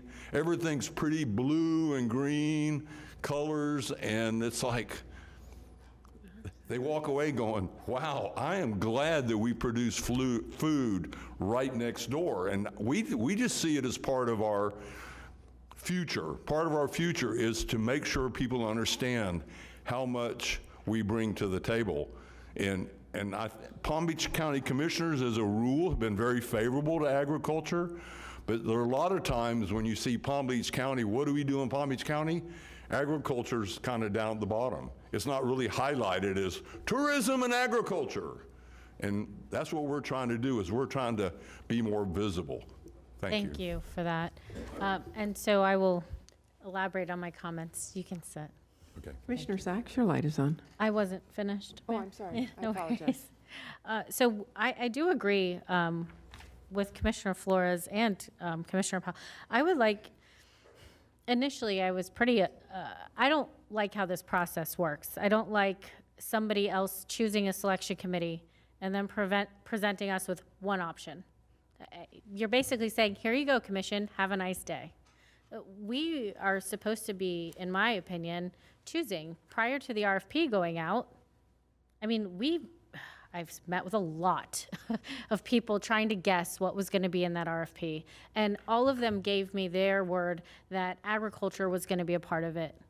They said that they were going to make it front and center, and I haven't even seen a presentation from anybody who's presented to even see what essentially was in there, except for what staff puts together with some pictures. I would like to see at least the top 2 to 3 contenders from that selection committee, because recognizing we can't sit here for days on end, give us a presentation, get some feedback from us, let us tell them in a public setting what we would like to see in this. I love the idea of Plum Market. I remember that gentleman very well, and the fact that he is here, and this isn't even up to us at this point. This has been decided for us. So I would like to support my fellow commissioners in having a future vote and getting a presentation from the top people with this process, and see who is going to work with our agricultural industry, who is going to work with somebody willing to move their entire space and come open up shop in Palm Beach Gardens. Who is going to do that? And all we have are here, take it or leave it. We don't have options in front of us. We have, this is who we've chosen for you. If I may, Vice Mayor, I think we have two different topics intertwined. One is related to the current selection, and I want to make it very, very clear. All that the selection committee does is make a recommendation. They do nothing else. This How do board we have an option if we don't have the other information? understood, and that then ties to the second point that I was hoping to make. It goes back to what the selection process is, right? So the current county process is that it goes through an RFP, and the RFP results and responsive proposals are then sent to a selection committee, and this board has basically, through the county administrator and through county procedures, delegated the evaluation of the proposals to that selection committee. So this RFP was, the framework was around existing procedures, right? But what staff brings to the table is a recommendation based on the recommendation by the selection committee. This board holds ultimate decision power. That's the reality, and we will follow the direction that is provided today. But I want to make it clear that I think we do have two different topics. One is the standard that is followed. Follow up, Mayor? Yeah. Yes. Agreed. It is two different topics. I think the more immediate solution would be have this come back and have the top contenders present to us for this particular item. But going forward, maybe we should look at our committee selection process and get more than one option going forward. We are the Board of County Commissioners, as my fellow colleague likes to say, and I love what she does. We should be deciding, not a selection committee. I don't mind a selection committee narrowing it down for us, but we should be ultimately deciding, and I'll leave it at that. Before Commissioner Sachs, the selection committee is normally made up of folks with what experience? It is a function of the RFP you have in place. In this case, that was your selection committee. So the selection committee is made up of people that do this on a daily basis. That is correct. I think what the direction is that you're getting from here is there needs to be a process where the board has more input than just the final say. But knowing that there is a selection committee that has qualifications to be on that selection committee, whether it's finance or legal or whatnot, we're not those people. But we are the people that have to listen to everyone that comes knocking on our door or, tries to break the cone of silence, which has happened recently. But again, we do need to be able to have more input other than one, change what staff is doing, but it is our job to have a little bit more input. Commissioner Sachs, your light is on. Thank you, Mayor. You said it so well, Mayor. And let me reiterate what the Vice Mayor said. We are the Board of County. We represent 1.5 million people who we want to go through our beautiful airport. We have a boutique airport. It is the best. It is the best. But have these people tasted our vegetables? I don't know. I'm looking at them. Great people, great community leaders. I know them, at least most of them. But do they know ag? So what I think, and I didn't anticipate this conversation, but I think it's a good one. It's healthy. We need to know what's going on, otherwise I feel like I'm renting an office space here and making a decision. So, and I know, Ms. B, I have a lot of respect for you because you and I have worked together on TDC. So I agree with my colleagues. The Vice Mayor said it best. I think that even though we have great selection committee, we have great people here in this community, we represent the people. So let us determine what kind of foods they're going to get when they go into the airport, because we'll hear about it. If they don't like it, then they don't call those folks up unless we put them on the wall and say, if you don't like the food here, contact them. Here's their cell number. I'm going to I'm just going to throw something in there. And I'm going to look to our attorney for this. What is our ability to tell someone who they can and can't put there? So honestly, I don't know enough about how this industry works, but I am thinking that a proposer comes and then they negotiate their subcontracts. So they come and give a package that includes who they are going to do contracts with. So I don't know, I mean, we can certainly say that we have a preference for, you know, local, and we have a preference for a focus on agritourism or agriculture, but I don't We can think give them guidelines, but I we can give honestly, them I'm- guidelines. I'm not sure we I can say jump- you have to put a, You cannot do that. okay, thank you. And if I can jump in there, every single one of the proposers for certain concept had to provide a primary and alternate because of this very issue. In the event that either the selection committee or the board members said, well, we feel like this is a stronger concept than the other, to give some choice. So within each package, there are differing options. You'll see that Perry's included different options as well as all the other proposers. Based on what I'm hearing from the board today, what I'm going to suggest, when we issued this RFP, it was in accordance with the process that we've used for many, many years. We did not receive direction to do anything other than what we normally do.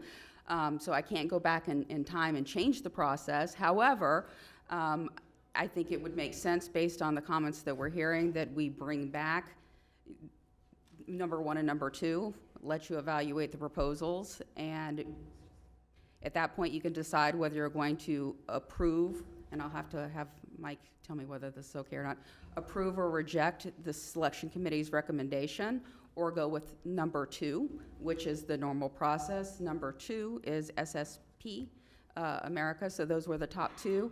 The differential between the top proposer and the last proposer was pretty large.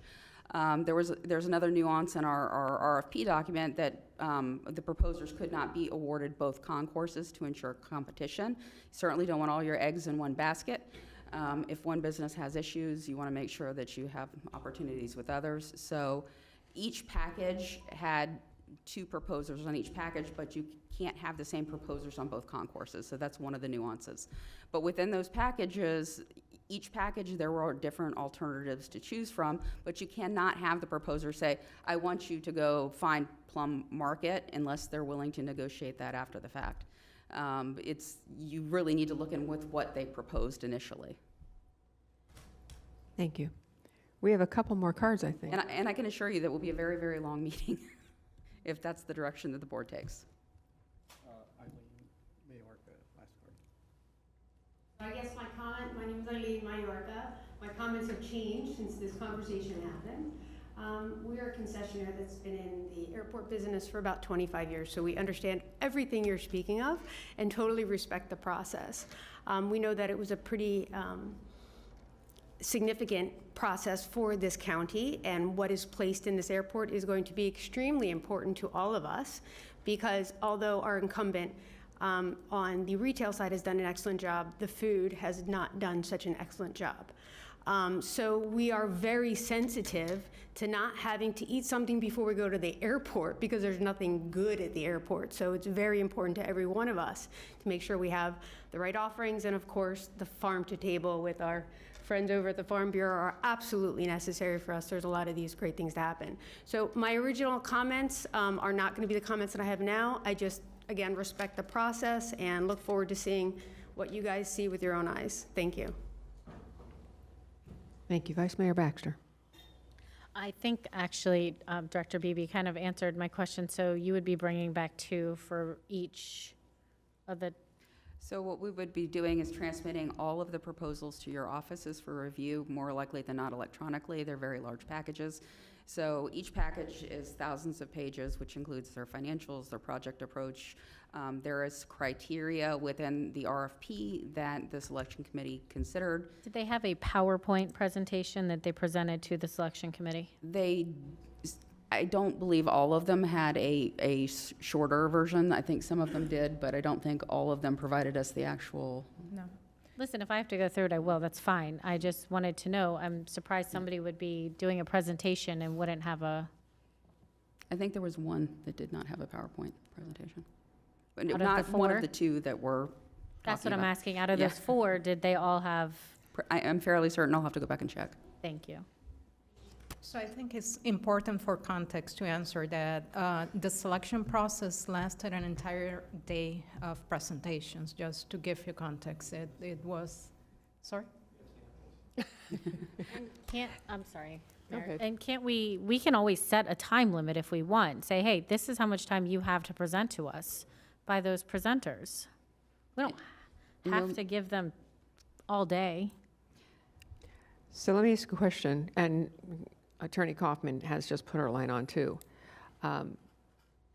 We are now changing the policy and procedures of how we do this. And this is a very, we have policies and procedures in place so everyone is on level and equal footing. And if we start changing here and then changing somewhere else and changing somewhere else, we are now setting ourselves up. I'm going to keep talking. We're setting ourselves up for what I would see as a little bit of litigation. So, Attorney Kaufman, you want to weigh in on this? Sure, thank you. I am comfortable with the way that we're going, with the caveat that the board needs to know that if you determine that the second-ranked provider is the one you want, you need to have some facts to back up that decision. Your decision cannot be arbitrary and capricious.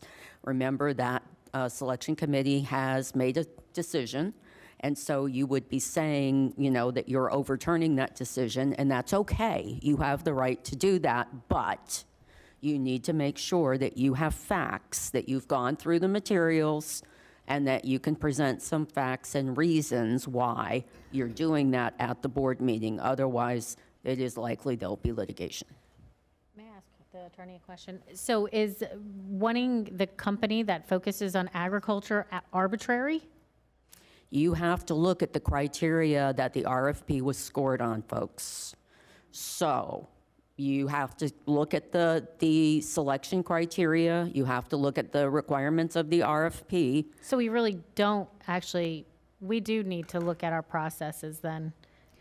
So in the RFP, it does give you the ability to look at project approach, which includes our objectives. Our objectives were including local, regional, and products and services and concepts.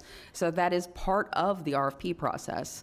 We'll provide a copy of the RFP to you as well. I'm very comfortable that you will all be in agreement with what the RFP, the goals and objectives of it. And when you're reviewing in the selection criteria, it's based on the goals and objectives of the program. If you're in agreement with the first slide, let me see. Administrator Baker, your light is on. You want to pipe in? And then I have Commissioner Sacks. Thank you so much for this conversation. I think it's always never fear the debate. We have an issue before us today, 5B1 and 2. One has been deleted. Why don't we just have a postponement of 5B2, if that's okay with with Ms. Beebe and with the mayor, and then what I'm saying is that I do not think we need to change policy. I think what we need to do is revisit this after Ms. Beebe has a conversation. There's also a letter we all received. That's why, for some reason, we deleted 5B1. Let's just put this off on another day, if we could, give you all a time to discuss it with us, for us to review it, and then we can come back and look at it. Rather than, Mayor, if we start talking about changing policy, we'll be here till the crops are done or something. So I figure let's just. There won't be any more corn. There won't be any more corn. I think we could just have them come back another day with. Yeah, let's just, if it's okay with everybody, just postpone it. We'll take a look at it. I have a couple of more commissioners, so let's hear their comments. Commissioner Flores and then Commissioner Weiss. You want to do the administrator first? I was going to Well, try you had your light on, I then was you going said to try no, to stay and then- quiet down here. However, we are talking about policy. We're talking about policy. And if it's this board's wish to change policy, we need to bring back, set up a different time frame to talk about policy, because we're steady pushing RFPs out, and we're following our standard procedures that we have in place. And what we want to do is make sure we're giving the board what you want and protecting us all at the same time. And so if we need to change policy, we can workshop it, quickly. because if not, we'll be holding up projects that you're telling us we need to get done. And if we're gonna bring the top two, have the selection committee go through based on, your direction, and then bring those two so they can do presentations in front of the board, however the board deems it appropriate. But currently, we have a policy in place, and we don't want anyone to use the policy in place against us later. So if the board, we can definitely delay this, bring both of them back at a time. But in the meantime, we need direction from this board on whether you want to change the existing policy. Well, when you say existing policy, you mean this policy in particular, or all policies? Well, do you, but this Entire policy. RFP, I mean, this is a bigger discussion about the RFP process. Yes, I'm This talking is the not one we RFP. can figure out today. No, I'm not proposing that. I'm saying delay this if the board wants something different, and then allow us to bring back a discussion regarding the RFP process, because it's going to get confusing when we pick and choose what we're going to apply various policies to. That's my fear, yes. Thank you. Okay, Commissioner Flores.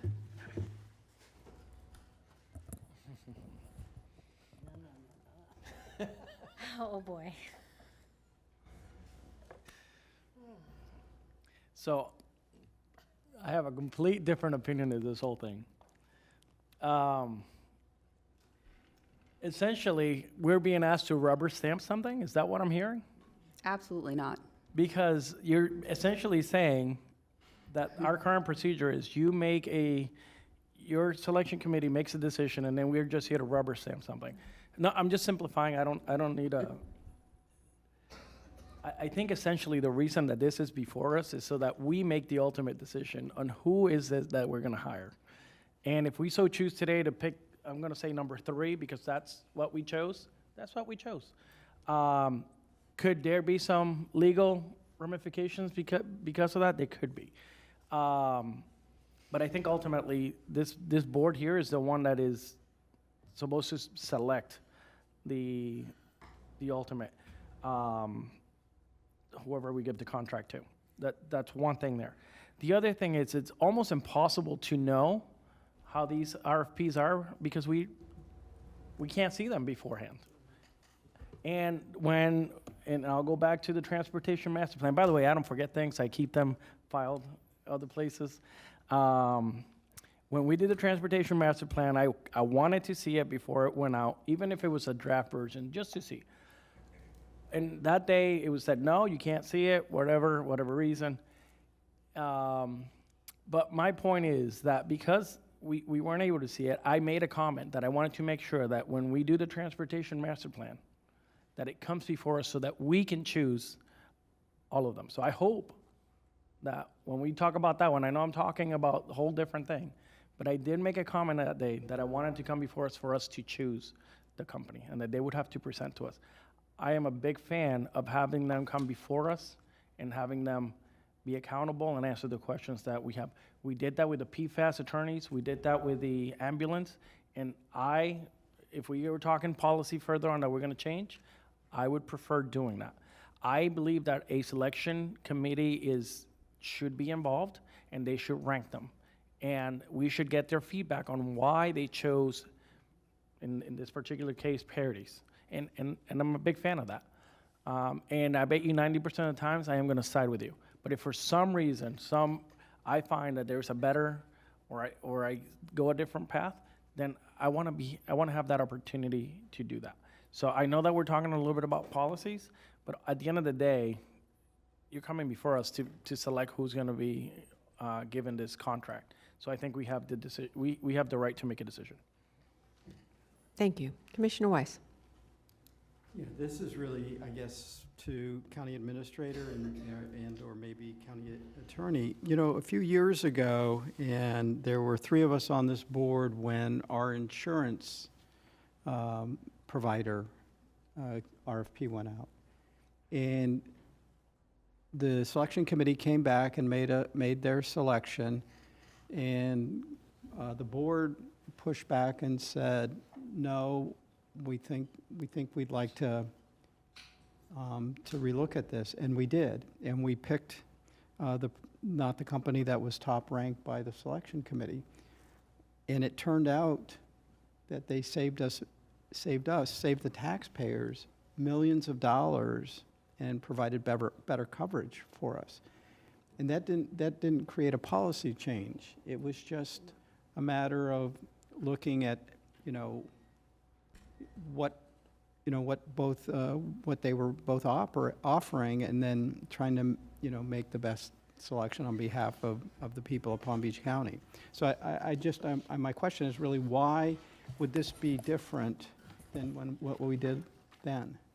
If I recall correctly, our staff made a recommendation on one Gallagher and Bassett. And then the board made the decision, no, we don't want number one, we want number two. It wasn't that, we gave the board, if I recall correctly, that there were presentations by both to the board. It was just the board decided not to go with our recommendation and went with number two, and they gave their justification for why they wanted to go with number two. My recollection. If I could just jump in real quickly, just based on what Denise has said, just to ensure, because the commissioners have not seen number two for each of these packages, in order to ensure that what we're moving forward with could not be considered arbitrary and capricious, I'd like to give them the opportunity to see both of at least the top two packages. And I believe, after talking to Mr. Jones, that that is consistent with our RFP requirements, because the board has discretion to reject or accept all proposals.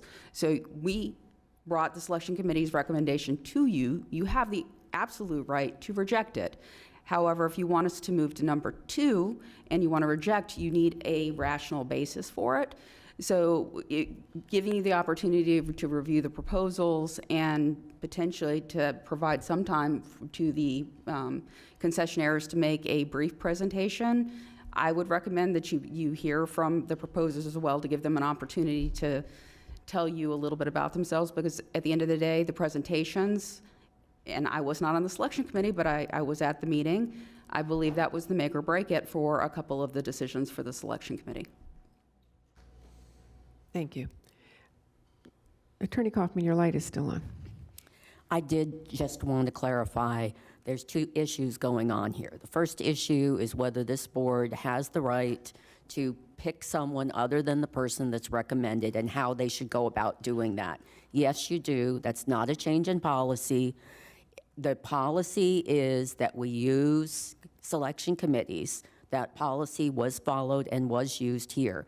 But it is absolutely within your discretion to choose to have a presentation and to pick somebody else. The only concern, like we've reiterated here, is that you have a legal basis to do so. We want to make sure that you have looked at the other, contenders and have made a decision based on the evidence. That's what we would like for you to do.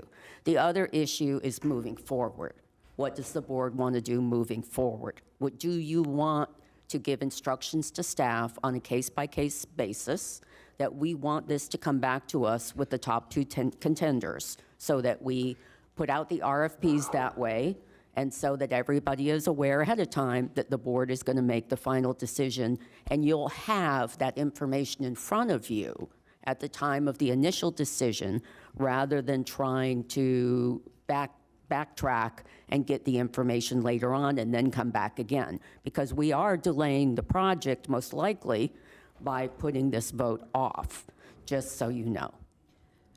So it will delay moving forward with the concessions program, probably by several months. If the board elects to move forward with Parodies, we have a negotiated contract. It's ready to be signed. If you elect to reject the Parodies contract and move forward with the second-ranked proposer, it would require us to negotiate the contract to make sure that we have our bonds and our insurance and all the other things, and bring it back to the board at a future meeting. So the selection alone, we would still need to go through some process in order to move forward with that. May I, Mayor, if I may, to build on the point that County Attorney made, I think aside from airports, which is topic one, Topic 2 that has countywide implications needs to take or should take into consideration that we have 6 departments actively issuing RFPs. So I want to make a suggestion. We have a process in place that involves the selection committee. The only thing that I believe we're missing right now is that you don't get to see all the proposals, if I follow you correctly, Vice Mayor. If you continue to do the RFPs the way you do it right now, we currently, every selection committee, at the end, before making a recommendation, goes through the reasons why they are recommending. I think we might bring that along with the proposals, and that way you have everything together and you have the logic of those processes. And the reason I'm suggesting that is because we have active RFPs that if we're going to change the process as of today, those RFPs need to be revisited. So it's kind of the broader concept aside from airports. Commissioner Sachs and then Vice Mayor. I agree with the Vice Mayor, and I agree, Commissioner Weiss brought this up originally. I thought it was, I think, is an excellent point. I move that we postpone this issue until whatever date is appropriate for Ms. Baby, and that we revisit these areas of who's going to get these contracts. We've already doing that on 5A1, I believe. So let's, and I think Commissioner Weiss brought up it should be a package. So we're bifurcating it, and it has nothing to do with a policy. Policy, as Ms. Baker said, is not something we're going to decide all of a sudden now at 3:57 and without Commissioner Woodward. This is a big deal, changing policy. So we do that at a later date, workshop it or something.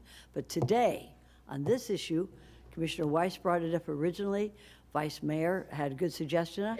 We table this or postpone it or continue it into a date certain, and then we revisit who's in and who's out of the airport as a package, as you said, with 5A and 5.1. So I move that. Okay. There's a motion from Commissioner Sachs. Can I just ask for clarification? Does that mean you would like to see the top 2 proposers for both packages? Yes. Okay. Yes, it does. And that was the second from Commissioner Weiss. And may I add to that, Commissioner Sachs? I don't want to change any policies today. I want to be very clear on that. But we could do a brief workshop. And the different kinds of RFPs, are there different financial ramifications? Like, when we do this, so if we're looking at a policy, we might change nothing. We might say, you know what, perfect. But at least present us the information and let us decide what we'd want to do going forward. And I don't want to hold up anything currently in place, okay? So please proceed to move forward. We don't need to slow down a very slow process. But I think it's worth us having a conversation over at a future date. So keep the process going as it is until we make it to a workshop and then receive further direction. Right. Commissioner Weiss and then Commissioner Powell. I'm sorry. Commissioner Powell. Thank you, Madam Mayor.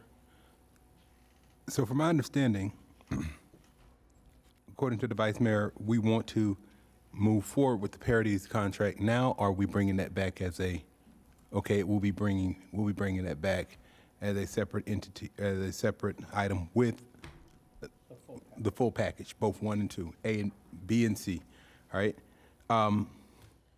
And then are we getting the proposals from the top 2? Is that still what's on the table? So what I would propose is giving you a copy of the RFP, the proposals that were submitted for the top 2 selected. We provided high-level summaries to the selection committee so that you would get the same information that the selection committee received. I would suggest also giving the selection committee scoring and ranking, the raw scoring and ranking, so you can take a look at that as well. We would bring it back at another board meeting and you have presentations by the proposers, go through that process. It will be a very lengthy process. The packages are very, very large. I mean, each of them, like I said, are thousands of pages. It takes a lot to go through them each. But we certainly are happy to do that. You know, at the end of the day, my goal is ensuring that you're proud of your airport and that you have a frankly, an award-winning concessions program for our award-winning airport. I could care less who you choose, but we would like to move forward with the program because I think every single proposer had good proposals. The top two obviously stood out on each of those packages. Thank you. Thank you. Follow-up, Madam Mayor? Sure. So in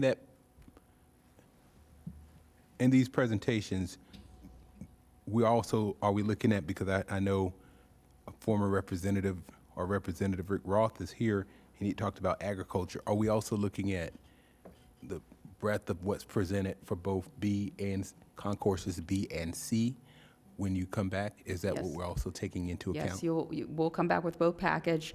We have the recommended award. Those contracts are signed. We'll bring those contracts back. If you decide to go with what the selection committee is recommending, you can award those that day. If you choose that you want to go with the second proposer, you would reject the selection committee's recommendation, direct us to go back and negotiate with the second proposer. We would then bring back the contract with the second proposer. The only caveat is that you cannot award the proposals to the same companies. SSP was number 2 on both package 1 and package 2, because that would change the competition that was provided. That's what I thought. A question with that. I understand that, look, we know Representative Roth talked about agriculture and farming here. If that's not included in proposal 1 and 2. All of the proposers talked about using local products Okay. and local agricultural products. So it's what, I'm sure as a result of this meeting and hearing all of you about the importance of that, they've highlighted that in their presentations, but I'm assuming when they come back and speak to you, they're going to really highlight that in their presentations. I think they've probably heard loud and clear that that's important to you. Okay, thank you. Administrator Baker, on the 22nd, we have a workshop, and I don't know what's on the agenda for the workshop. And then on the 24th, we have a zoning meeting. If I recall correctly, we have a full workshop schedule. We've got about 4 items on that workshop schedule. But if I need to pull something to make this a priority, I can definitely do so. Well, I think listening to Ms. Beebe about the time frame and not putting it off too much longer, and if in fact we do choose option A and option A, then there is no delay. If we could put it on the workshop agenda on the 22nd, I think that would behoove us to do that. So Okay, you're going to just- have to, okay. so we will have a regular meeting at the beginning of the workshop. If we have enough time for notice for that, actually that's 2 weeks. Yes, we have notice, we have time. And is that enough time for you? Okay. Our contracts are signed, so it's just a matter of giving you the materials, and we'll do an intro presentation, let the concessionaires do brief presentations. I don't know if you have a time limit that you'd like to provide them so they can prepare in advance.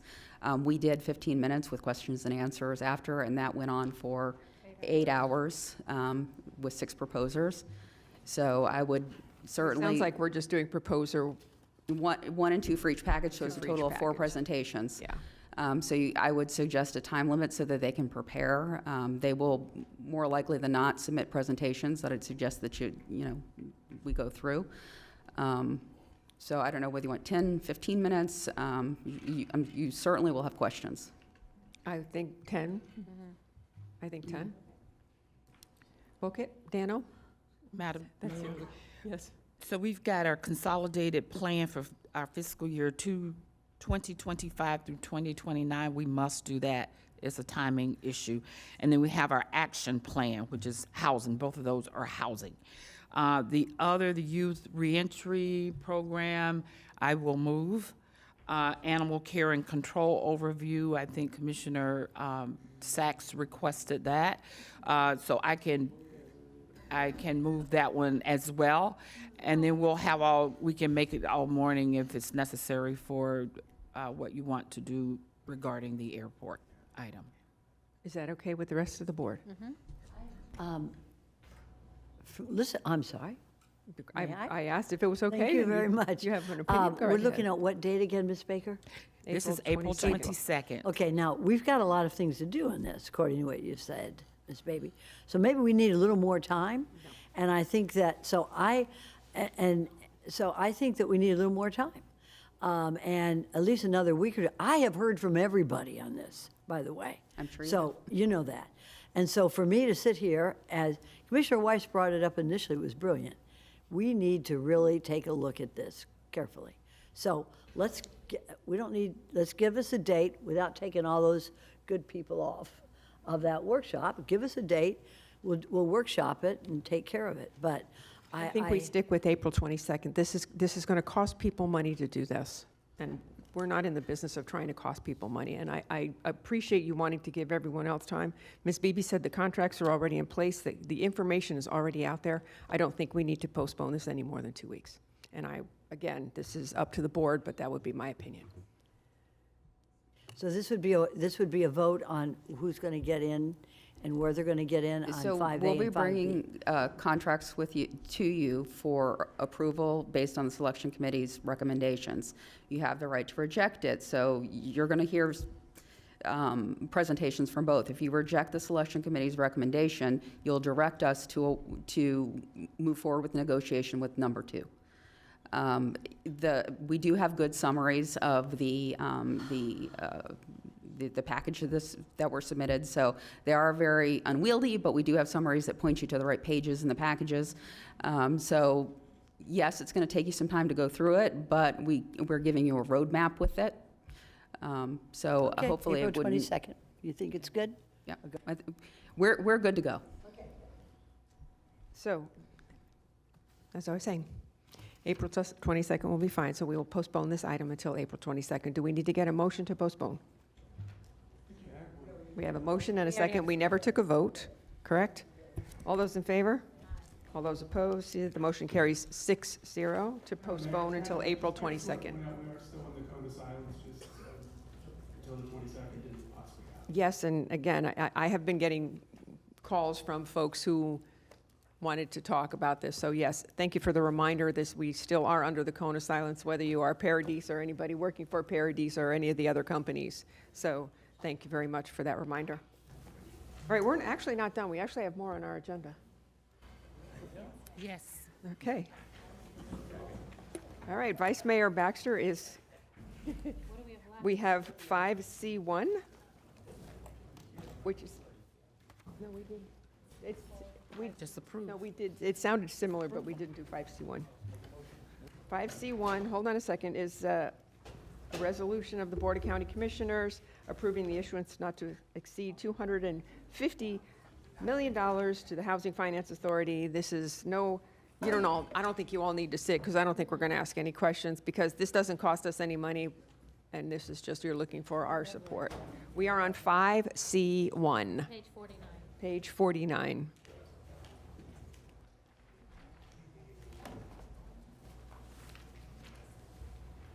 Anyone need a presentation? No. Who would like to make the motion? I will move that, you want me to read the statement? No. Okay. Thank I you, will just- move that we approve 5C1. And I have a second? I will second. I just want to read into the record, neither the taxing power nor faith and credit of the county nor any county funds shall be pledged to pay principal or redemption premiums, if any, or interest on the bonds. Fabulous. We have a first and a second. All in favor? Aye. All opposed? See that that motion carries 6-0. Okay, we pulled item 5C2. We are now on item 5C3. This is the LIHEAP. Actually, that's not how you pronounce it. LHAP, however you pronounce it. LHAP. Okay. These are state chip funds, which require no local match. Does anybody want a presentation on this? And Greg, as I'm going through, do we have cards? We have cards on this one. Okay. So we have cards on 5C3. Does anyone want a presentation? No. If you could give a brief explanation as why this is coming back, just very brief. This is a resolution that the Board of County Commissioners is required to give to the state every 3 years an updated list of the strategies in order to receive SHIP funds from the state on an annual basis. So we have to do this every 3 years. We're on C3. There you go.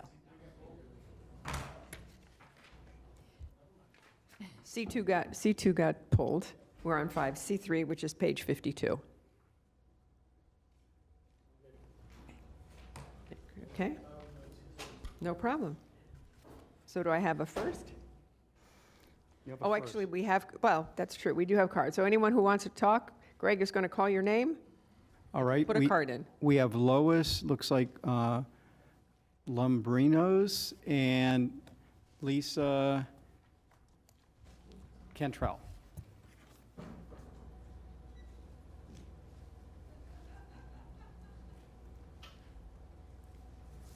And not only are you reading cards, you're doing the timing. Hi, good morning, good afternoon. We're getting late.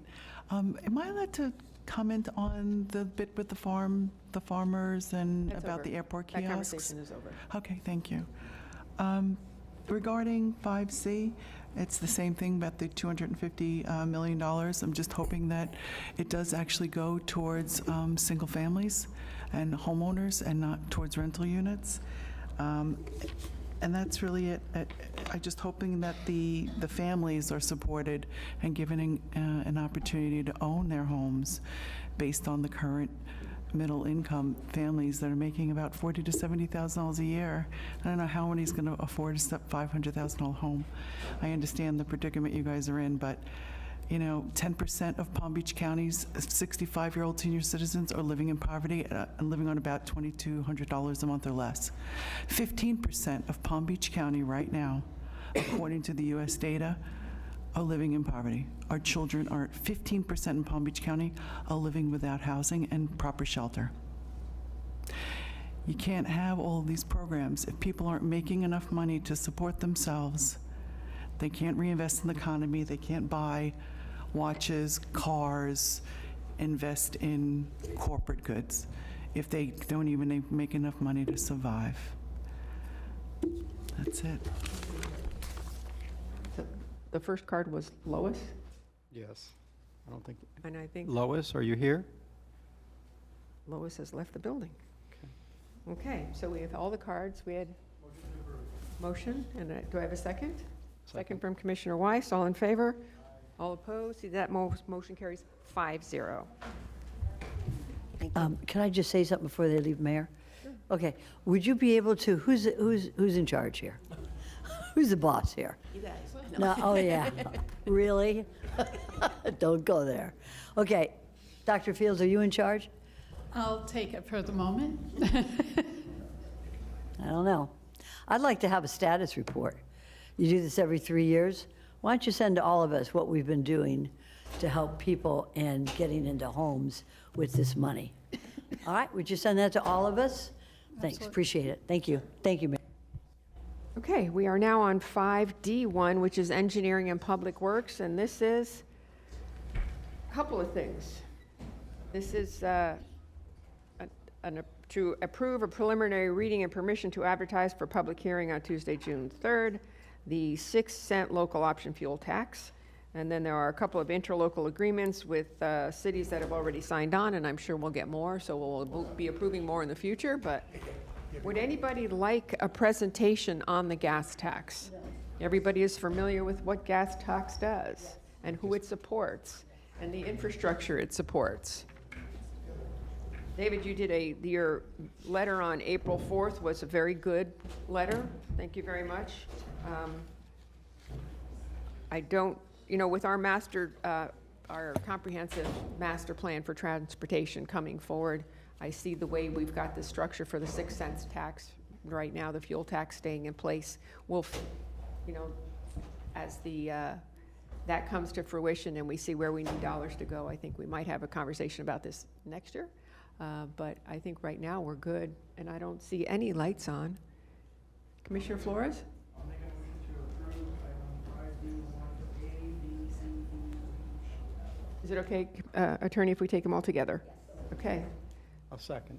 So we have a first from Commissioner Flores, a second from Commissioner Weiss. All in favor? Aye. All opposed? See that that motion carries 5-0. All right, that was item 5D1.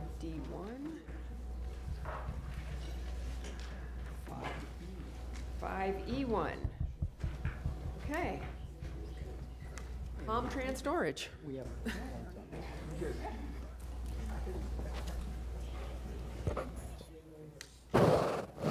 Look at this.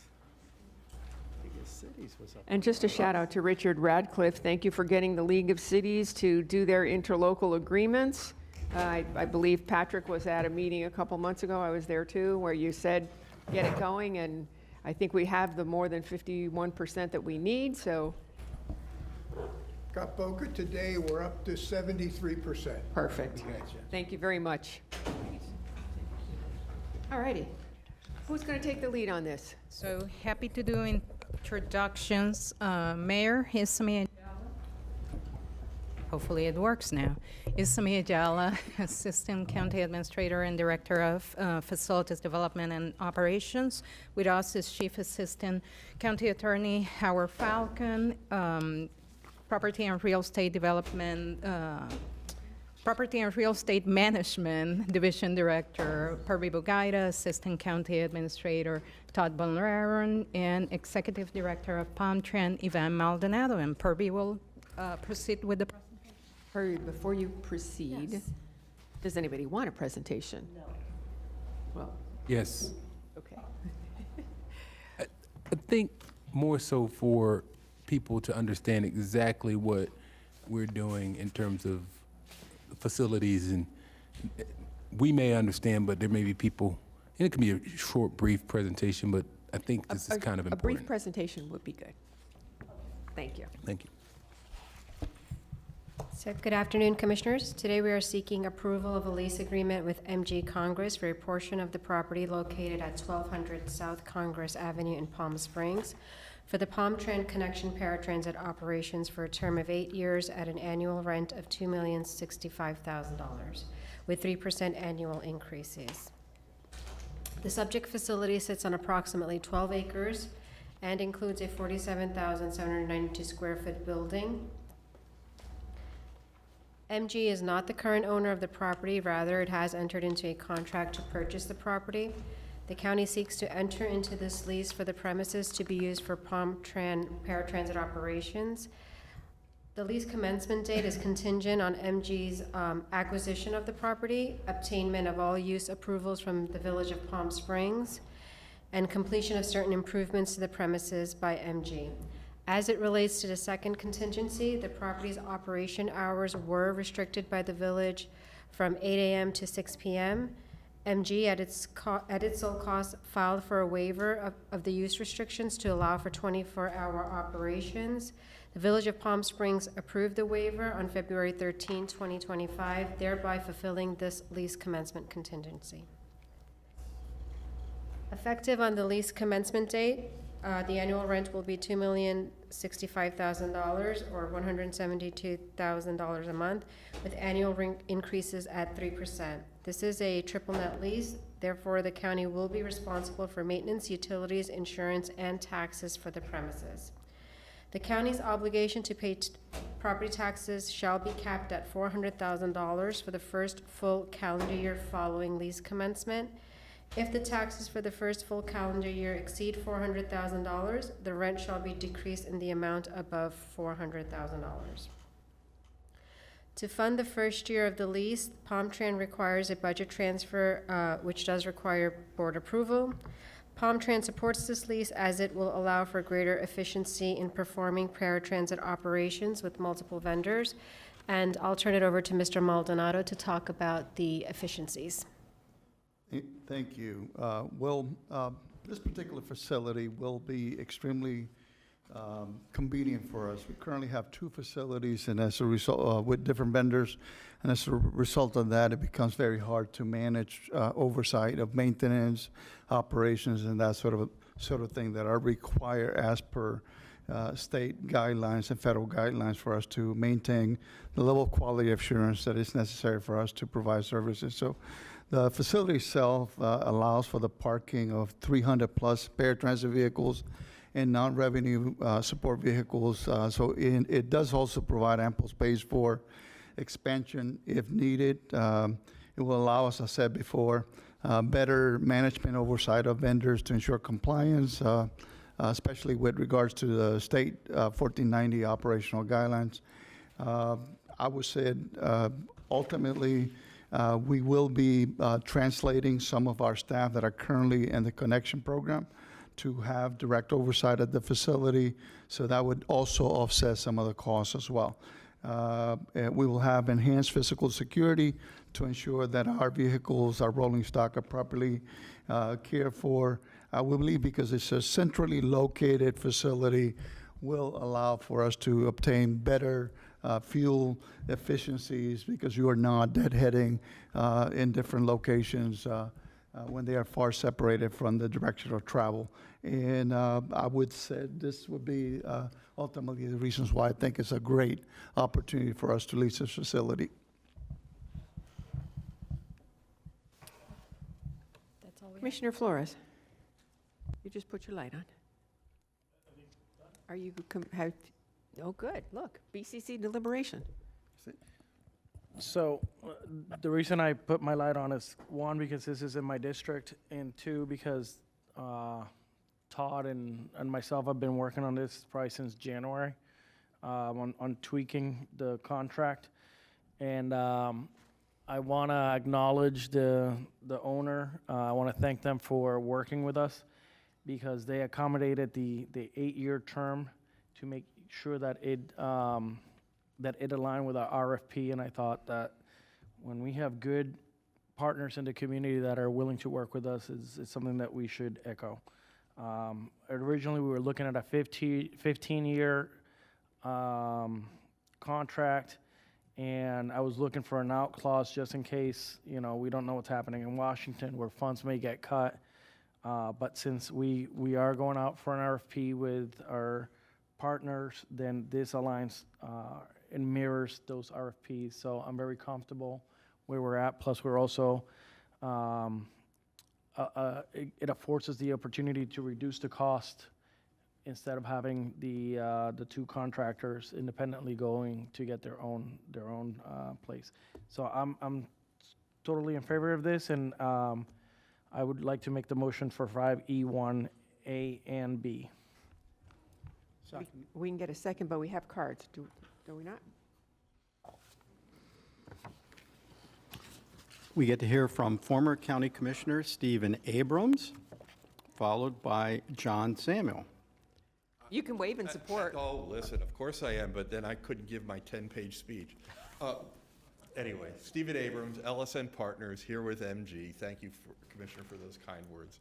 And at this juncture in the meeting, I know that the best thing to say is we are here to answer any questions you may have. Thank you very much. Thank you. Any other cards? John Samuel. He's waving. Waved in support? Okay, and that's it? That's it. We have a first and a second. First from Commissioner Flores, second from Commissioner Weiss. All in favor? All opposed? See that motion carries 5-0. Thank you for your support. Thank you. Thank you, everyone. Okay. Todd, you're going to stay? I will. We have a You'll have me. mid-session legislative report. I thought you do this, Bobby. Ed Chase is joining me as well.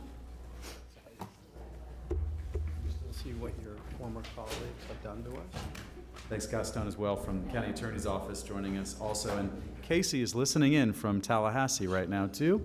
She's been watching us all day, awaiting this wonderful opportunity. And I'm going to turn this over to Ed Chase, our Director of Intergovernmental Affairs for the county, and we will try to breeze through this as quickly as we possibly can for you. Go ahead. Good afternoon. We'll give you a brief half-session update. As of last week, that was the mid-session of this legislature. 44 bills have passed either one chamber or the other. None, as of this point, have passed both yet. The House, of note, they have passed the law that would bring the age to purchase long guns back down from 21 to 18. The Senate has not heard that bill yet. The House also passed the repeal of the free kill statute. The free kill statute is with regard to medical malpractice claims. Currently, only the injured person, along with their spouse or any children under 25, are eligible to file medical malpractice claims. If I have a daughter who's 28 who suffers some sort of injury, she is over 25, and as her father, I would not be able to make a claim of medical malpractice. So it is trying to fix that issue. That was an issue that was fixed back in the 90s during the medical malpractice reform time. The Senate has passed the Rural Renaissance Bill. We've spoken about that with you individually. Our County Road 880 language was in that bill, and we're very grateful to have that passed as part of that. The Senate also passed a presidential library preemption that would prohibit local governments from enforcing any regulations affecting presidential libraries unless permitted by federal law. And also the Senate passed the repeal of later school times. So now middle school days could not begin before 8 a.m. and high school days would not begin before 8:30 a.m. The House has not heard that bill yet. On the budget, both the House and Senate came out with their budgets last week. The Senate budget is $117 billion. The House budget is $112.9 billion. That is a difference of $4.4 billion. That is the largest chasm I have ever seen between the House and Senate. That does not bode well for negotiations over the next 4 weeks. By statute, the budget must be on members' desks on Tuesday, April 29th, so that there can be a 72-hour cooling off period on time for a Friday sine die. Just a couple of issues in the budget. Visit Florida was funded at $80 million in both the House and Senate bills. The Senate bill funded cultural and museum grants at $40 million. The House was at $13 million. C-51 Reservoir was funded at $70 million in the Senate and at $0 in the House. FERDAP recreation grants were funded at $12.2 million in the Senate, $0 in the House. Beach management was funded at $52.5 million in the Senate and $50 million in the House, which is good news for our beaches. Taxation proposals have taken up a lot of some of the airtime with the governor and the House especially, so I just wanted to hit on some of those issues very quickly. The governor, in his remarks, has asked the legislature to pass a $1,000 property tax rebate that would be effective in December 2025. As of this point, neither the House nor the Senate has put that in their budget. He has also asked the House and the Senate to look at the reduction in property taxes in time to place those on the 2026 ballot for a statewide constitutional question. A couple of bills are floating in the House and Senate on property tax reduction. HJR 357 would create a $100,000 property tax exemption. So basically that would wipe out the local taxes paid that are currently now between 25 and 50, so the exemption would be from $0 to $100,000. In the Senate, there is a bill floating, Senate Bill 1016, that would increase the property, that would basically eliminate the 25 to 50 payment, so it'd be a $0 to $75,000 exemption. Neither one of those bills has been heard in either the House or Senate to this point. When the House came out with its tax package last week, there were no sales tax holidays in the House package. One other tax, homestead property tax exemption that we're watching very closely is Senate Joint Resolution 1510. So that would exempt taxation of leased residential properties, specifying that the property must be subject to a long-term lease, which would be 6 months or more, as of January 1st of the taxable year to qualify. And the owner of that leased residential property must also hold an equitable title of his or her own homestead property exemption to be eligible. That Senate joint resolution is waiting to be put on the Senate Finance and Tax agenda on Thursday, and it is not on the House Commerce Committee this week. We will see if it is on the agenda next week. So as we talk a little bit more about individual projects in Palm Beach County and the budget, these are the priorities that you as the board set for us and asked us to move forward on. And as you can see, we are in play in either the House or the Senate budget, or both in those instances, for all of these top priorities that you've set out with Restore Reentry, Pinnit Island, Australian Island, our fire rescue vessels, Murakami, housing money that we have almost matched up on both sides already, our Palm Tran Pilot Pass pilot program, and then our West Palm Beach downtown signalization is in the budget at $1.5 million. We also have funding for our request for the Lake Worth Lagoon, as well as the Locks River Initiative, and we're going to continue to work through the conference process on those items as they're reconciled. Just to point out a couple of other projects around Palm Beach County and in your districts, here's a list of some of the top Palm Beach County appropriations that are in the budget. The South Florida Fair Emergency Management Shelter is in for $350,000. We've got Bush Wildlife, Boca Helping Hands, the YMCA Center at our park, $500,000, and then Gulf Cox Science Center in there at $2.5 million. Hey, and Todd, the we Senate can $1.5 read. million there. So And then is the there next anything page that you again. really want to highlight? Yep, you can see those as well. We have those projects in there also. You can kind of take a look at those and see where they are in the House and the Senate. We also wanted to share with you on 880, the next slide, we were able to do a floor amendment to the Senate President's priority package with his assistance, specifically looking at setting aside up to $15 million annually for funding for 880 over the next 6 years until 2031. So we're excited about that. Some BCC priorities that we are currently following, Senate Bill 106, exploitation of vulnerable adults, already passed the Senate and is ready on the House floor. That would help to prevent the exploitation of an unascertainable person, which is basically someone on social media, from trying to take money from a vulnerable adult. Senate Bill 2000 would require the DEP to develop a statewide comprehensive waste reduction and recycling plan. That is a bill that is put forth by Senator Lori Berman and State Representative Joe Casello. That has 2 committees left in the Senate and 1 on the House. Senate Bill 382 is a bill that came from us. This is a bill that would prohibit a landlord from increasing rent if the unit qualifies as affordable housing and the landlord has received federal, state, or local funding or tax incentives because of the unit's status as affordable housing. That has 2 committees remaining in the Senate and 1 left remaining in the House, and we want to thank Senator Bernard and Representative Deborah Tendrich for sponsoring that bill. The State Attorney Recovery Task Force legislation has not been heard in either the House nor Senate. That does not bode well for that legislation going forward this year. One other issue that we're also following very closely is Senate Bill 954 on recovery residences.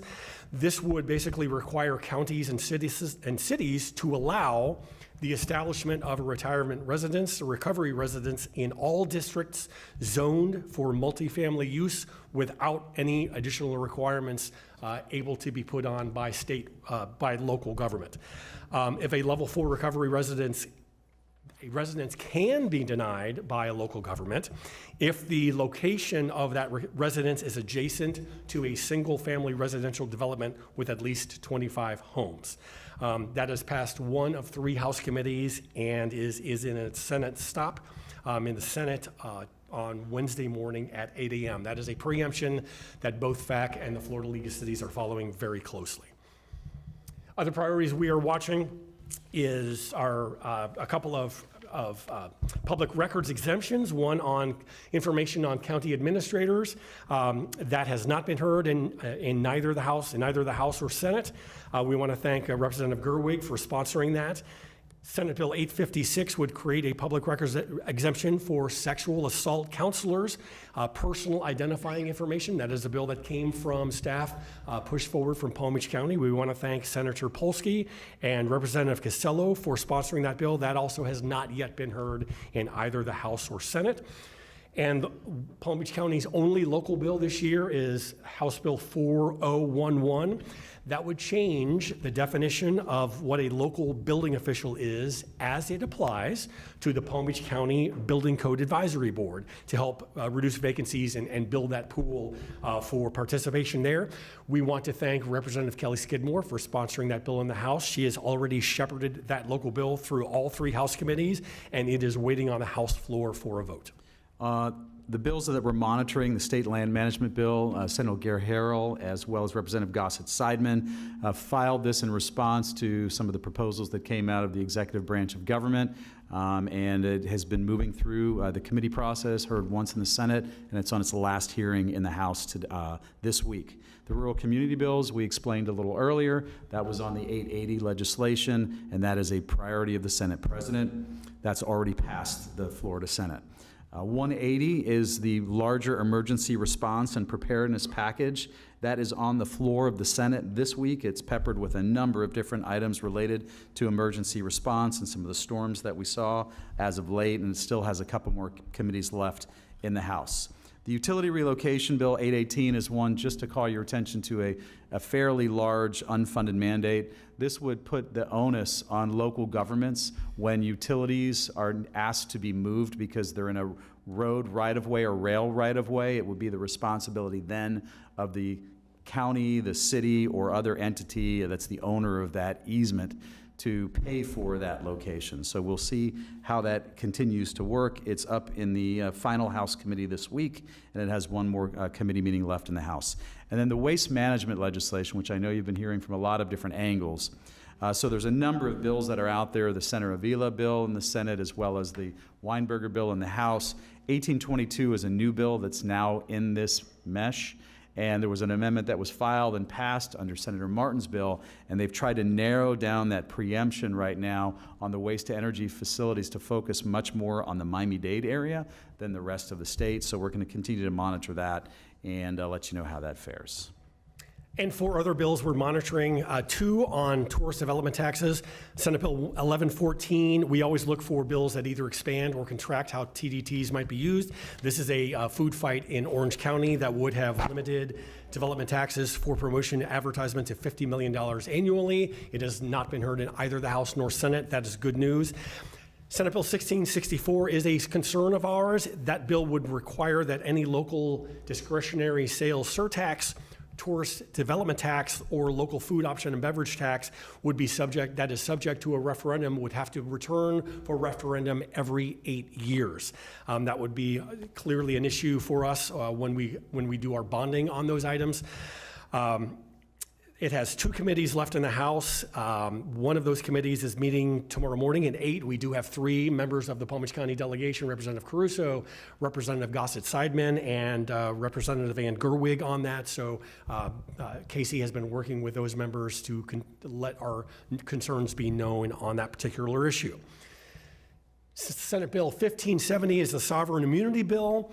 Both bills in the House and Senate came out very early that said they would raise the sovereign immunity limits. Currently, they are $200,000 per person, $300,000 per incident. It would increase those limits to $1 million per person and $3 million per incident. Both the bills were the same in the House and Senate. Neither bill has been put forth on Sunday. That dropped those significantly. So now those numbers in the House would be $500,000 per person and $1 million per event. Okay. Commissioner Powell had his light on. I think he said he was going to wait. But Commissioner Sachs put her light on and turned it off. Thank you so much, Mayor. You've given us all this background. It's excellent. I've read it all twice. And I was just wondering if we could take questions at this time rather than go through every bill, if that's okay with the mayor. I don't want to lose a quorum because I know we have to receive and file. Let's go. So, Commissioner Powell. Sure. Thank you, Madam Mayor.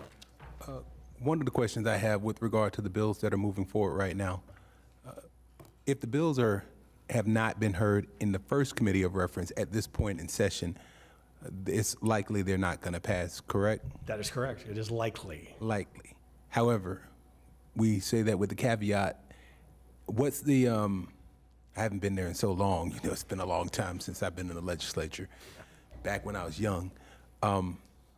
What's the likelihood that if it hasn't passed a committee, that it could be placed inside of another bill or amended, language could be amended onto another bill?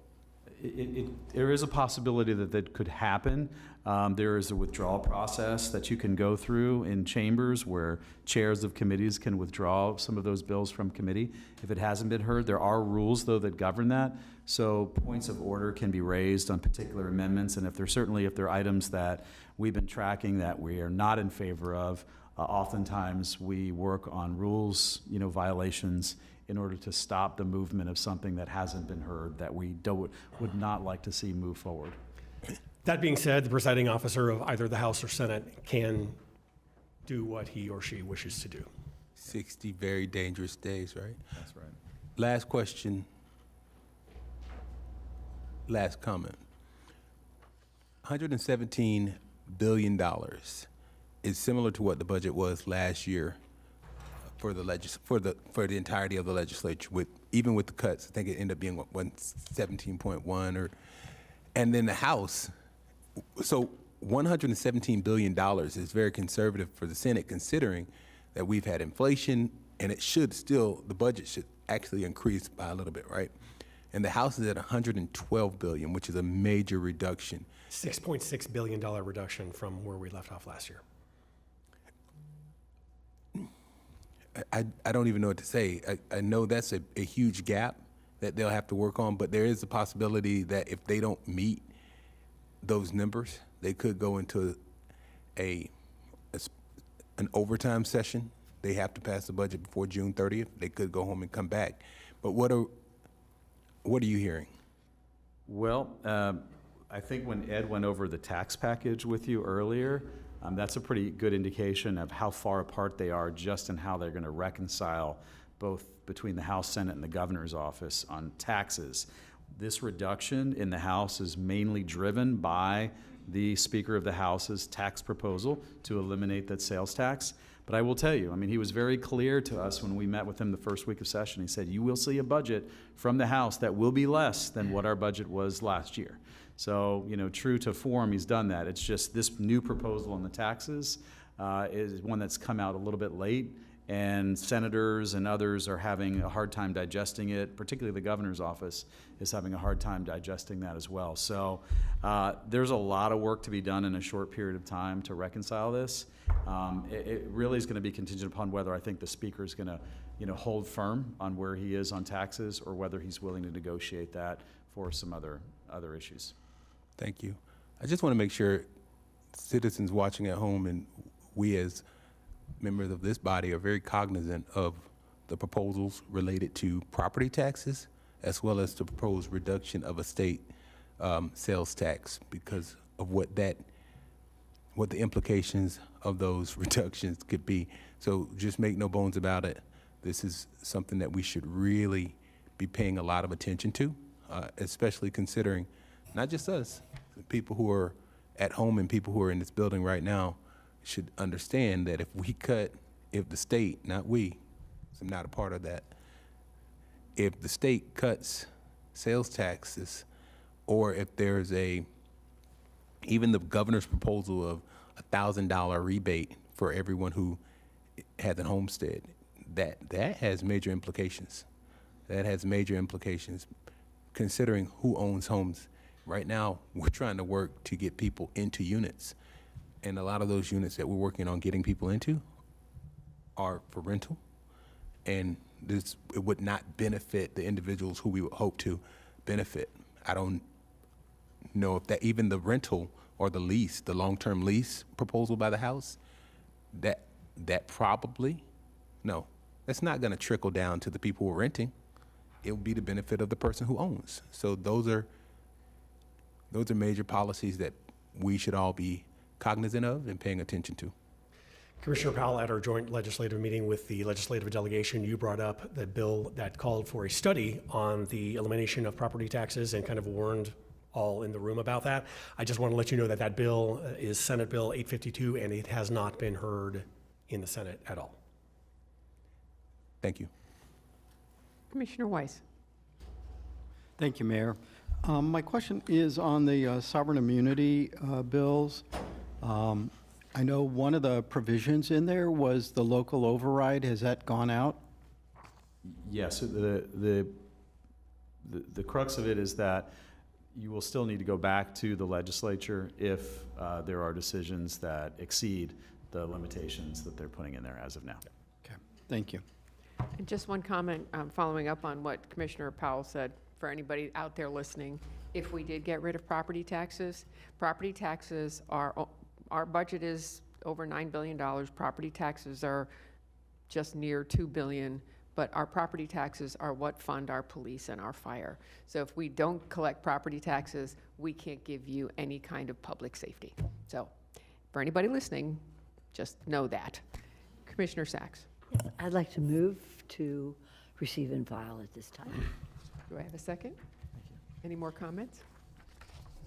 I'll have a second from Commissioner Weiss. All in favor? All opposed? See, that motion carries 4-0. Does anybody have anything in their comments that needs a vote? Proclamations or anything like that? No? Okay.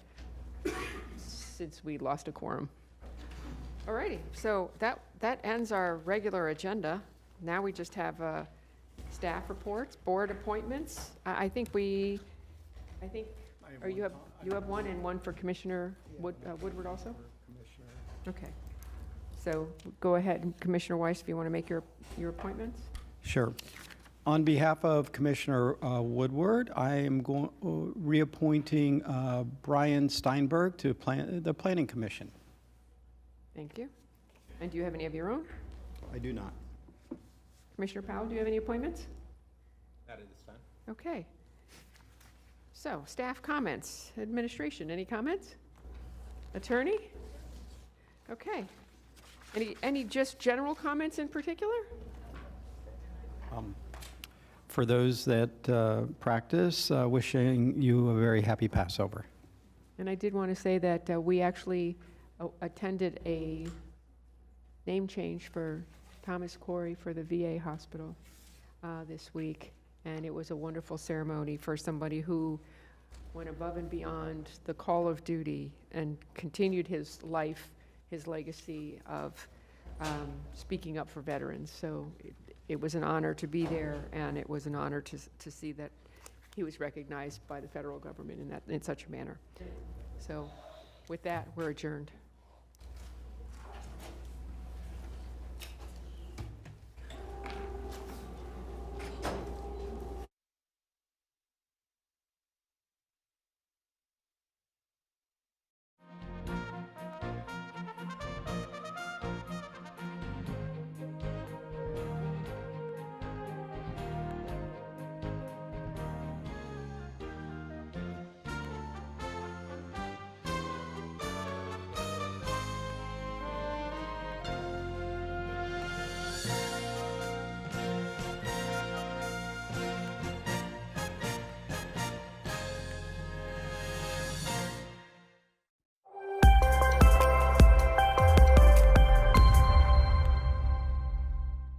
Welcome to Inside PBC, where we highlight what's going on inside Palm Beach County. First-time home buyers have a chance to receive up to $100,000 in funding for income-eligible individuals. The county's Department of Housing and Economic Development announced the availability of State Housing Initiatives partnership funds for the Purchase Assistance Program. The online portal opens May 5th at noon. Now, applicants, you must first attend one of the virtual pre-application orientations. And Earth Day events are a big deal for the whole family in April. Okehele Nature Center and Dagger Wing Nature Center will each hold separate celebrations on separate Saturdays. Activities will vary at each location, but expect to see live animals, crafts, a plant sale, animal releases, nature tours, and meet and greet with Oakley, the Palm Beach County Parks and Recreation mascot. For all this and more, visit our website at pbcgov.com.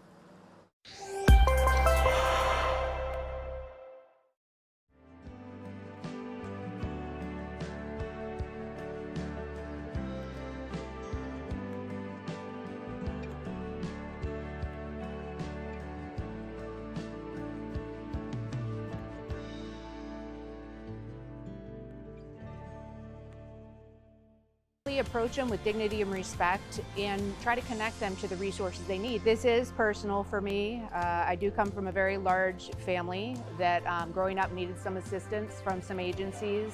I do remember being in line with my grandmother, waiting for assistance as a young person. So I do feel like it's important for us as public servants to give back to our community in this meaningful way, but also for everyone in our community to do their little part that comes together to really make a meaningful difference.